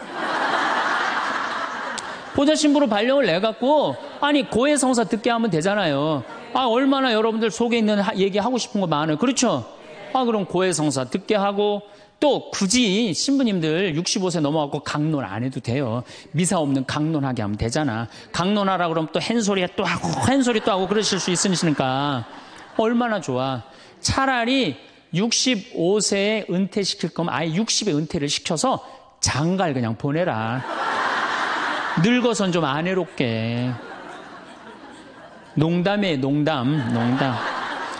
우리보다는 여러분들이 훨씬 덜 외롭다는 거예요. 그렇지 않아요? 여러분들 남편도 있고 자식도 있고 손자도 있잖아요. 그러면 그 소중한 사람들한테 사랑하면서 살아야지. 우린 사랑할 사람도 없는데 여러분 사랑할 사람이 있잖아요. 그럼 조금만 내가 잘하면 되는데 그게 안 되는 거예요. 우리나라 여자들이요. 이 세상이 너무너무 여자 살기 좋은 세상이 돼갖고 여자들이 지금 뭐가 뭔지도 모르고 살아요. 집에서 남편들, 여러분들 남편들이 200만 원, 300만 원 벌어갖고 돈 갖다 주잖아요. 여러분들 길 지나가다 보면은 여러분들 10,000원 주는 사람 있어요? 지나가는 남자가? 없죠? 남편은 200만 원, 300만 원 한 달 뼈 빠지게 갖고 갖다 주잖아요. 그럼 잘해줘야 될 거 아니야. 그렇지 않아요? 그것도 1, 2년 갖다 준 것도 아니고 20년, 30년 갖다 줬으면 잘해줘야 될 거 아니야. 근데 집에서 그런 기가 막힌 남편 왕대접 해줘요? 개 다음으로 대접해. 개 다음으로. 집에 마누라 자식 먹여 살린다고 이마가 땅바닥에 닿도록 인사하고 다니는 거예요. 여러분들 남편들 다 나가면 그래요. 그럼 집에서 왕대접 해줘야 될 거 아니야. 집에서도 왕대접 못 받아. 직장에서도 왕대접 못 받아. 어디 가면 왕대접 받아요. 룸사롱 가면 왕대접 받아요. 룸사롱 가면 막 그냥 가슴이 볼랑말랑한 옷 입고 그냥 여자들이 그냥 허벅지 뜯어진 치마 입고 그냥 머리도 그냥 생머리 싹 하고 그냥 사장님 오셨느냐고 그냥 팔짱도 끼고 그냥 술도 따라주고 그냥 또 그냥 안주 드시라고 그냥 땅콩 오징어 말아갖고 입에 막 넣어주고. 아 얼마나. 그러니까 30만 원 40만 원 쓰는 게 안 아까운 거예요. 대한민국의 룸사롱으로 남자를 몰아내는 건 누가 몰아내는 거냐? 여자들이 난 몰아낸다고 생각해요. 여자들이. 마누라라는 게 아침에 출근할 때 보면 막 사자머리를 해갖고 막 귀신 눈을 해갖고 그냥 여보 다녀와 그냥 다녀오게 하고 난 다음에 다녀오라고 그래야지. 예쁘게 차려입고 문 입구에서 여보 다녀와. 그러면 내가 이렇게 이쁜 마누라 있는 집에 돌아와야 돼. 그런 마음으로 나가서 일할 거 아니에요. 사자머리 밥도 제대로 안 챙겨주고 그냥 다녀오라고 그러고. 또 대한민국 남자들은 또 착해요. 또 다녀오랜다고 저녁에 여보 나 다녀왔어. 예. 근데 아직도 그냥 사자머리를 하고 그냥 텔레비 보고 앉아있으면 어느 남자가 집에 들어가고 싶겠어요. 그렇지 않겠어요? 그래서요, 사람은요, 부부는요, 사는 맛이 있어야 돼요. 사는 맛이. 50이 넘으면요, 남자가 테스토스테론은 없고 에스트로겐만 있어요. 여성 호르몬이 자꾸 나와요. 그래서 성적인 능력이 사라져요. 성적인 능력이 사라지니까 50 넘은 남자들은 무슨 낙으로 사느냐면 먹는 낙으로 사는 거예요. 먹는 낙으로. 그냥 50만 되면 말하는 거 좋아하고 먹는 거 좋아한단 말이야. 근데 이 남자는 50이 넘으면 먹는 걸 좋아하는데 50이 넘은 여자는 이 세상에서 제일 하기 싫은 게 밥이야, 밥.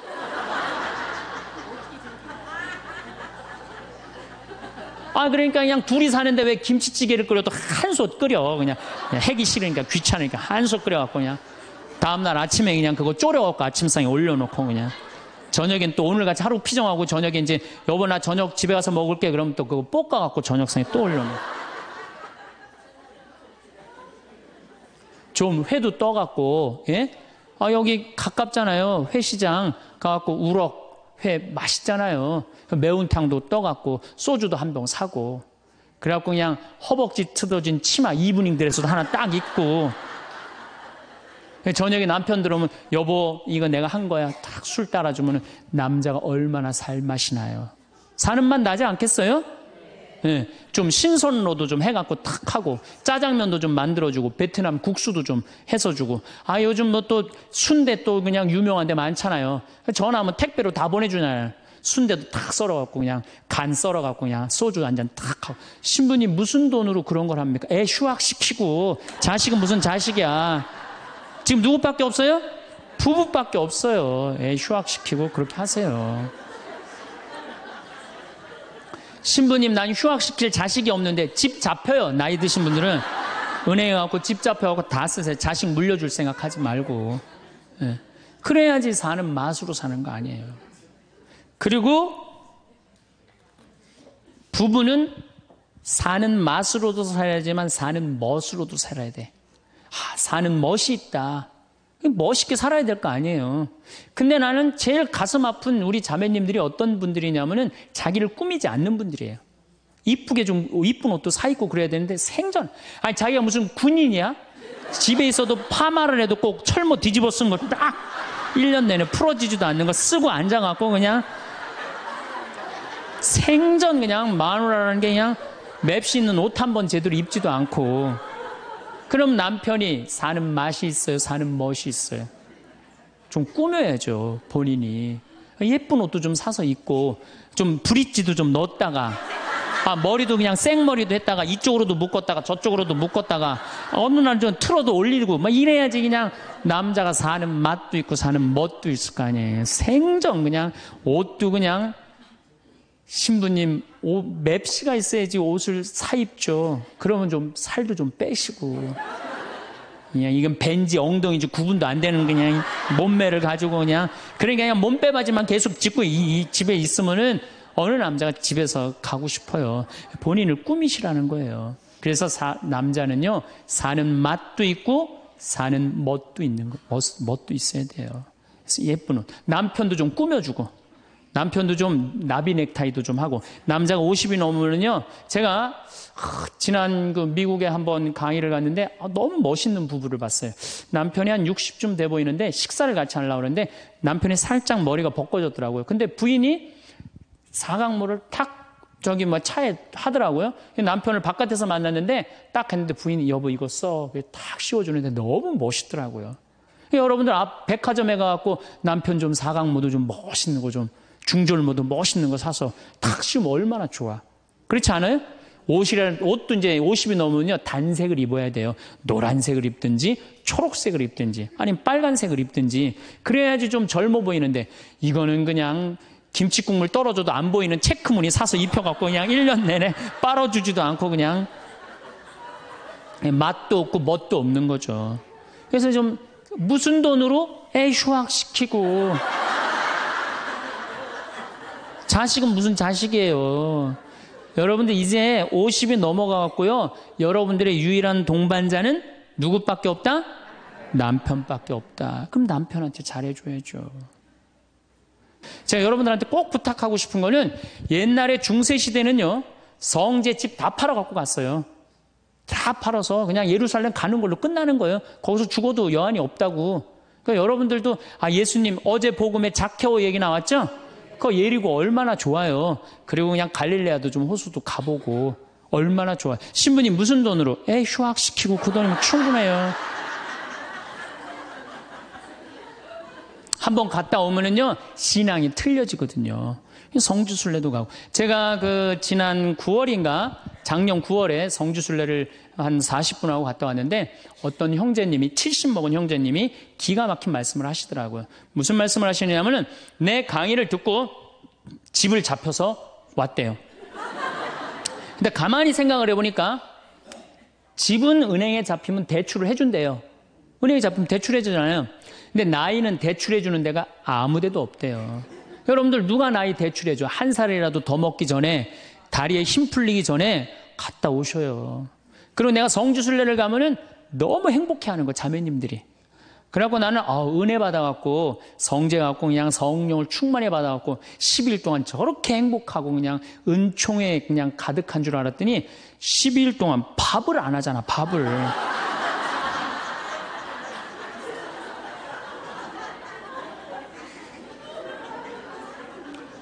남편, 부부는 맛도 있고 멋도 있어야 되지만 기도 살려줘야 돼. 남편 기도 살려줘야 돼요.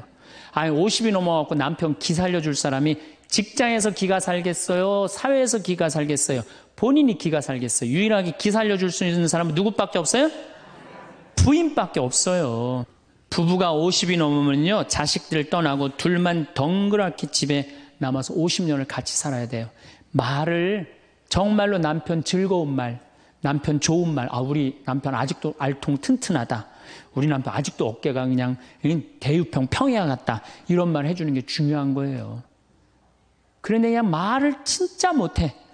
내가 2000년 역사상 말 진짜 못하는 놈 한 놈 알고 있어요. 어떤 놈 진짜 말 못하느냐면은 십자가상 예수님 십자가 위에 매달렸을 때 왼편의 강도. 진짜 말 못하는 놈이에요, 그놈.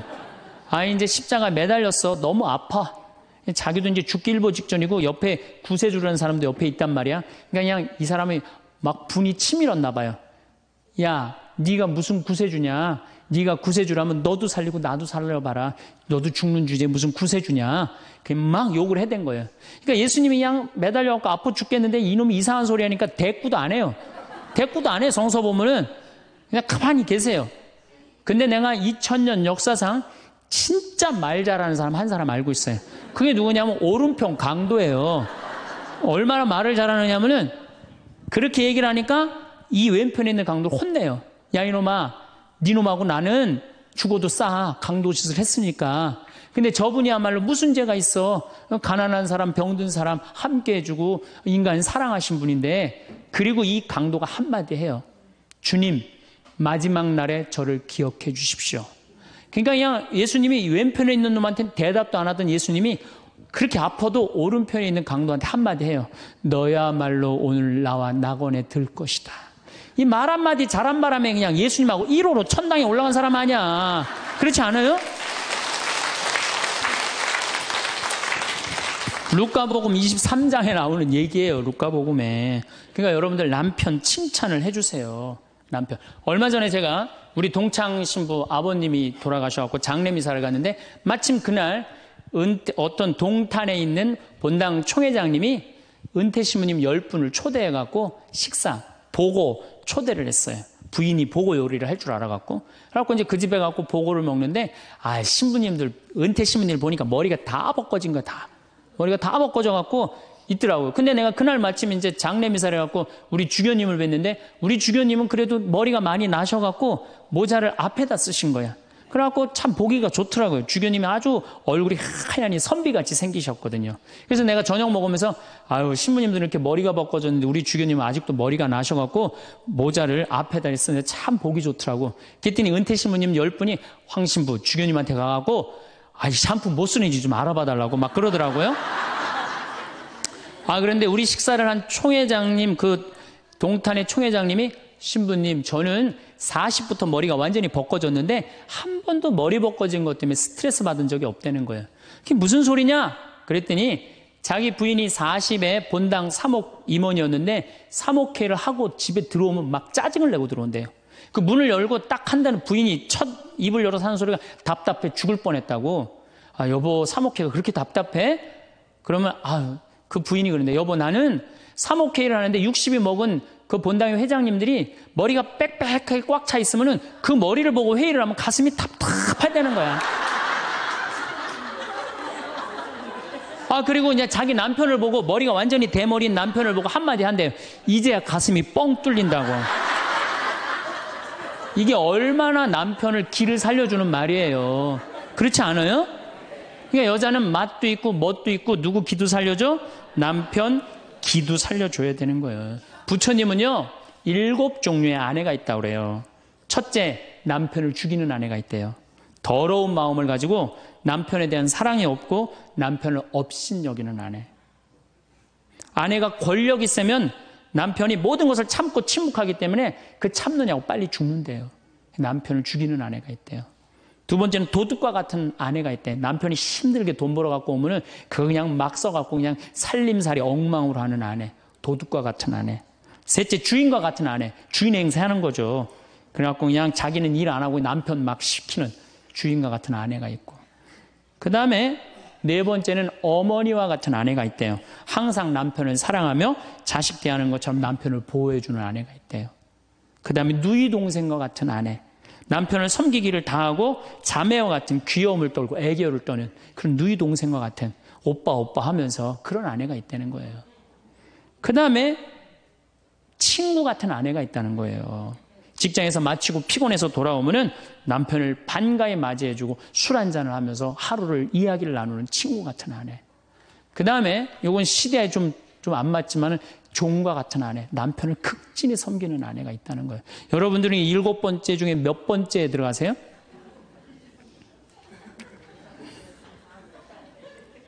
아무것도 아니에요? 이 7번째 아무것도 아니면 큰일인데. 근데 우리나라 남자들도 문제예요. 사실은 이 부인한테 참 잘해야 되거든요. 자기 믿고 따라온 사람이 얼마나 귀하게 해야 돼. 근데 우리나라 남자들 참 부인한테 말 못해요. 정말 이쁘다고 말 한마디 해주면 얼마나 좋아. 여자는요 1년 365일 365가지 방법으로 이쁘다는 소리를 듣고 싶어 한대요. 오늘같이 이렇게 태양이 찬란한 날은 여보 저 찬란한 태양처럼 당신 오늘 너무 이뻐. 그리고 비가 촉촉하게 오면 여보 당신 촉촉한 비처럼 이뻐. 어떤 방법을 써서라도 이쁘다는 말하면 여자는 행복하다는 거예요. 그리고 요리를 해주면 맛있다고 먹으면은 김치찌개 이렇게 맛있는 김치찌개 먹을 수 있는 사람은 세상은 나 하나밖에 없다고.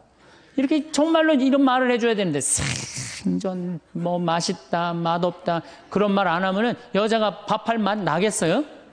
안 나죠? 그럼요. 그리고 한 30년 밥 얻어먹었으면 이제 설거지는 해야지. 그렇게 얻어먹었으면 설거지는 해야지. 양심 있는 거 아니야? 그렇지 않아요? 여자는 언제 행복하냐면 남편이 자기 살림을 도와줄 때 행복하다고 그러더라고요.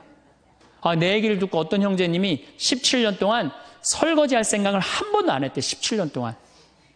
그래갖고 이제 내 얘기를 듣고 이제 자기도 이제 해봐야 되겠다. 그렇게 생각을 하고 저녁에 여보 당신 반찬하냐고 애쓰고 밥하냐고 애썼으니까 내가 설거지 해줄게. 앉아서 텔레비 봐. 그랬더니 부인이 그러더래요. 2번 청소하게 하지 설거지하게 하지 말고 그냥 가만히 있으라고 그러더래요. 그래서 이 남편이 그랬대요. 아니야, 내가 오늘 해보고 싶어서 그래. 그리고 설거지를 했대요. 그리고 이제 그 형제는 미사 해설하러 성당에 갔는데 메시지가 왔대요. 여보, 나는 오늘 당신이 한 설거지 지금 다시 하고 있어. 하지만은 오늘처럼 행복한 날은 없어. 17년 결혼 생활 중에 오늘처럼 행복한 날은 없어. 고마워. 내 살림살이를 도와줘서. 그 메시지를 형제님이 나한테 보냈어요. 신부님, 요 조그마한 거 이렇게 행복할 수 있는데 내가 왜 이제까지 안 했는지 모르겠다고.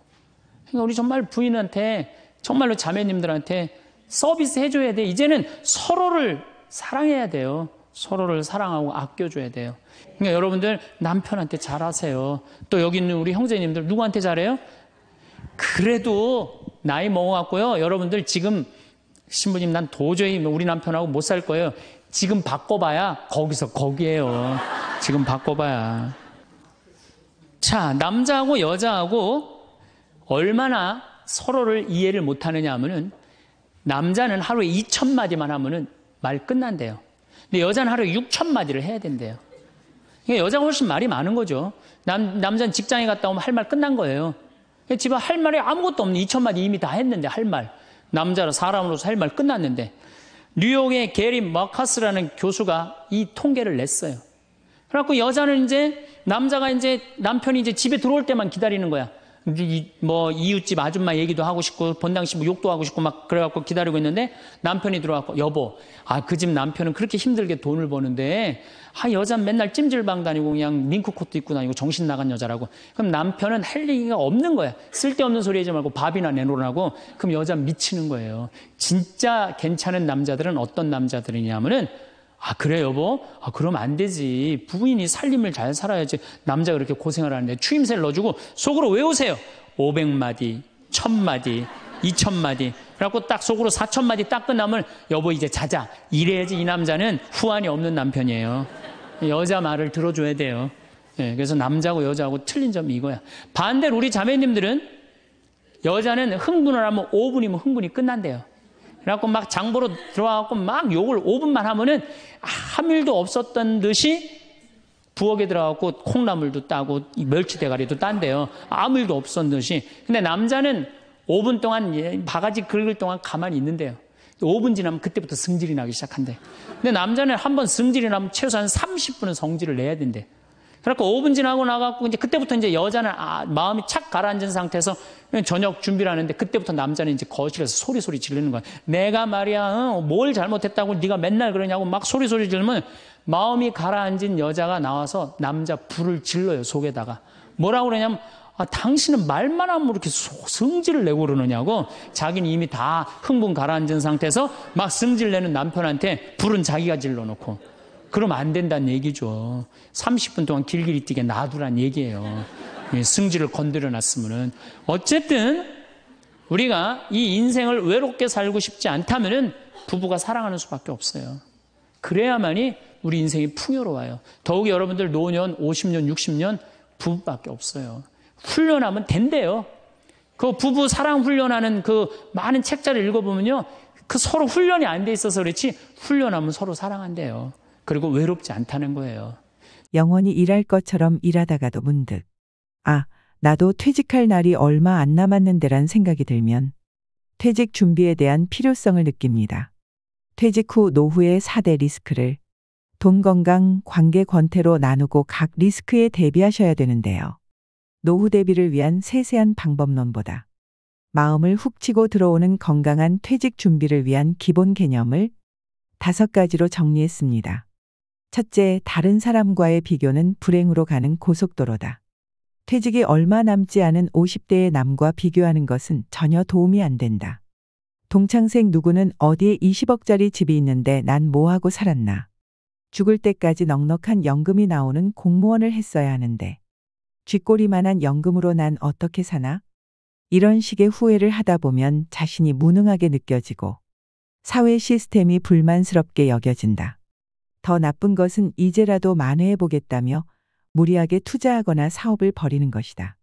아무리 수명이 연장됐다 해도 50대는 인생이 꺾이는 나이다. 계절로 치면 씨 뿌리고 키우는 때가 아니라 걷어들이는 시기다. 물론 50대에도 새로운 일에 도전하고 모험도 할 수 있다. 하지만 실패할 경우 만회할 시간이 충분치 않을 수 있다는 점, 체력이 떨어지고 있다는 점을 감안해야 한다.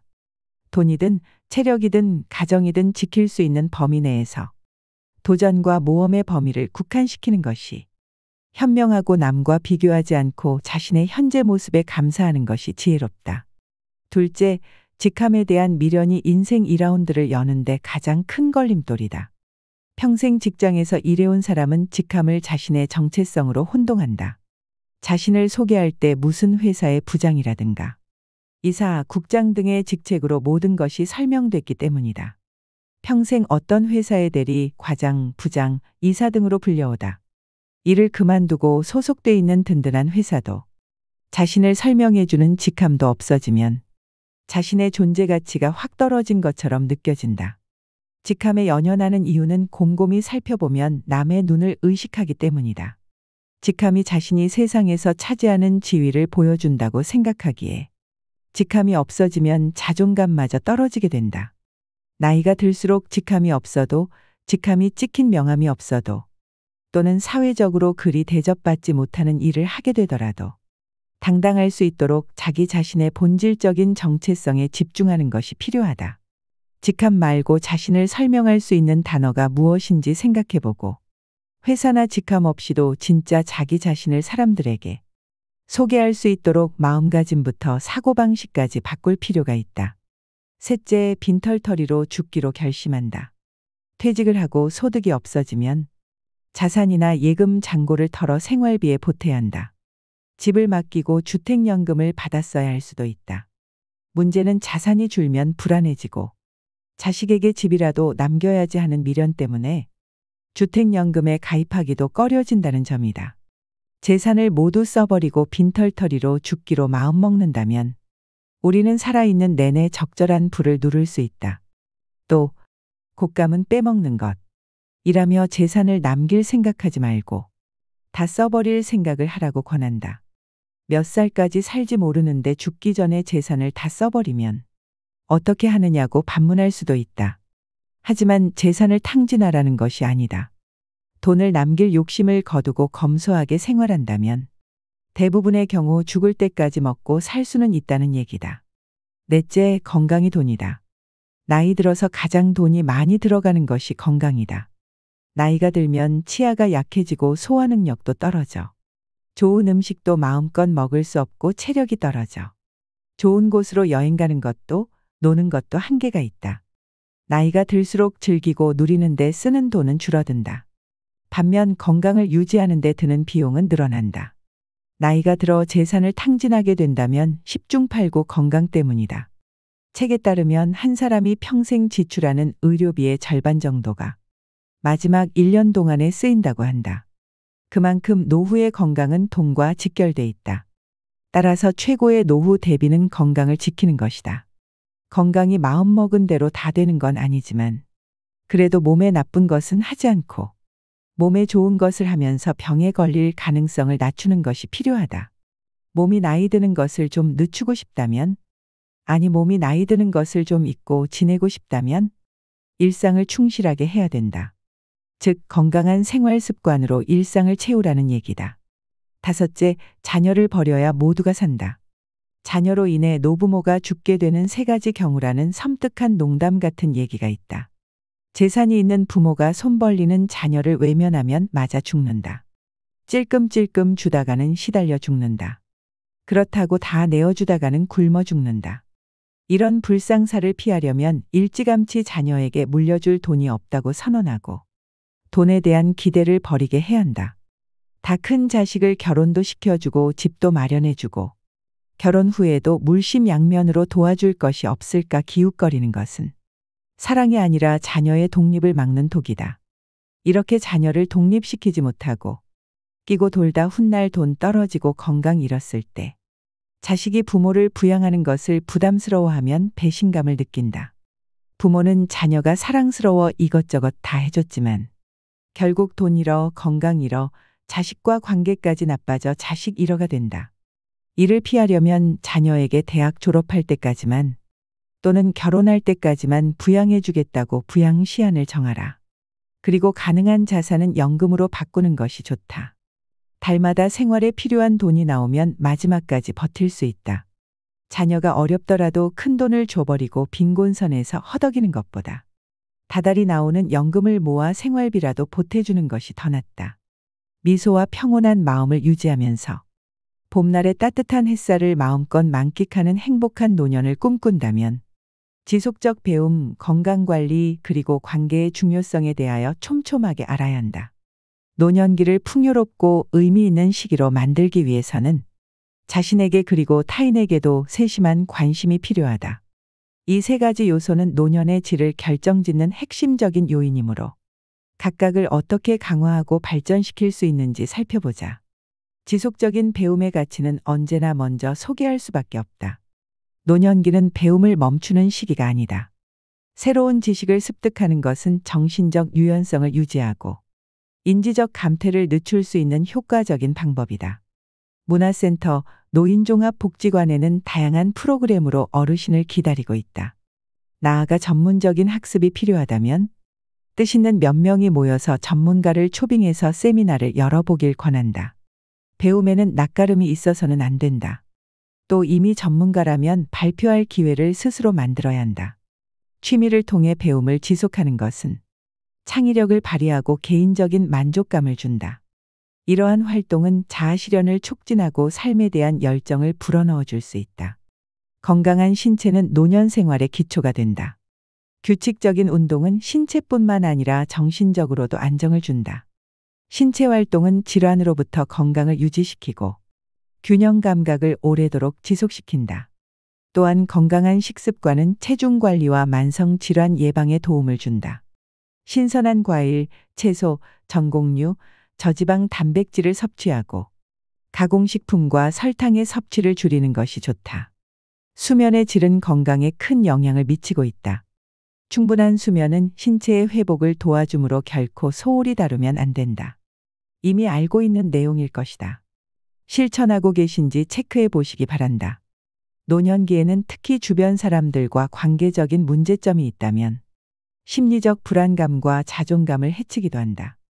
가족, 친구와의 관계를 잘 유지하는 것은 사회적 지지망을 형성하고 고립감을 줄이는 데 기여한다.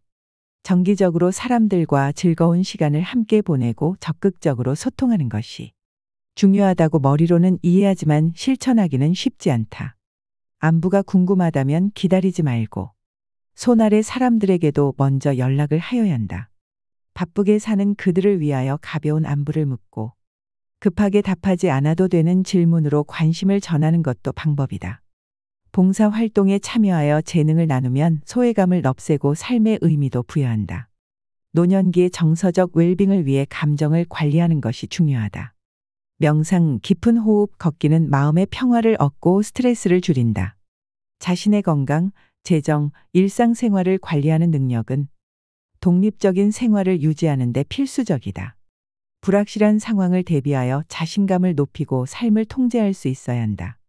남아있는 노년기는 지금껏 살아온 삶과는 달라야 한다. 허투루 시간을 낭비하거나 어찌할 바를 몰라서 탄식하면서 하루를 마감해서는 안 된다. 계획적인 삶을 추구해야 한다. 더 많이 배우고 더 건강을 챙기고 나의 이웃과의 관계를 더 발전시켜야 한다. 그들로부터 잊혀지는 노인이 되어서는 안 된다. 가까이 다가올 수 있는 공간을 만들어야 한다. 상대방이 쉽게 찾아올 수 있는 이유를 만들면서 자신에게는 언제나 당당하고 자존감을 지키도록 노력해야 한다. 지속적인 배움, 건강관리, 그리고 인간관계의 세심한 관리를 통해서 노년을 풍요롭고 의미 있게 만들 수 있다고 다시 한번 주장한다. 자신에게 맞는 방법을 찾아 적극적으로 실천하며 삶의 각 단계에서 새로운 기쁨과 만족을 찾아가시기 바란다.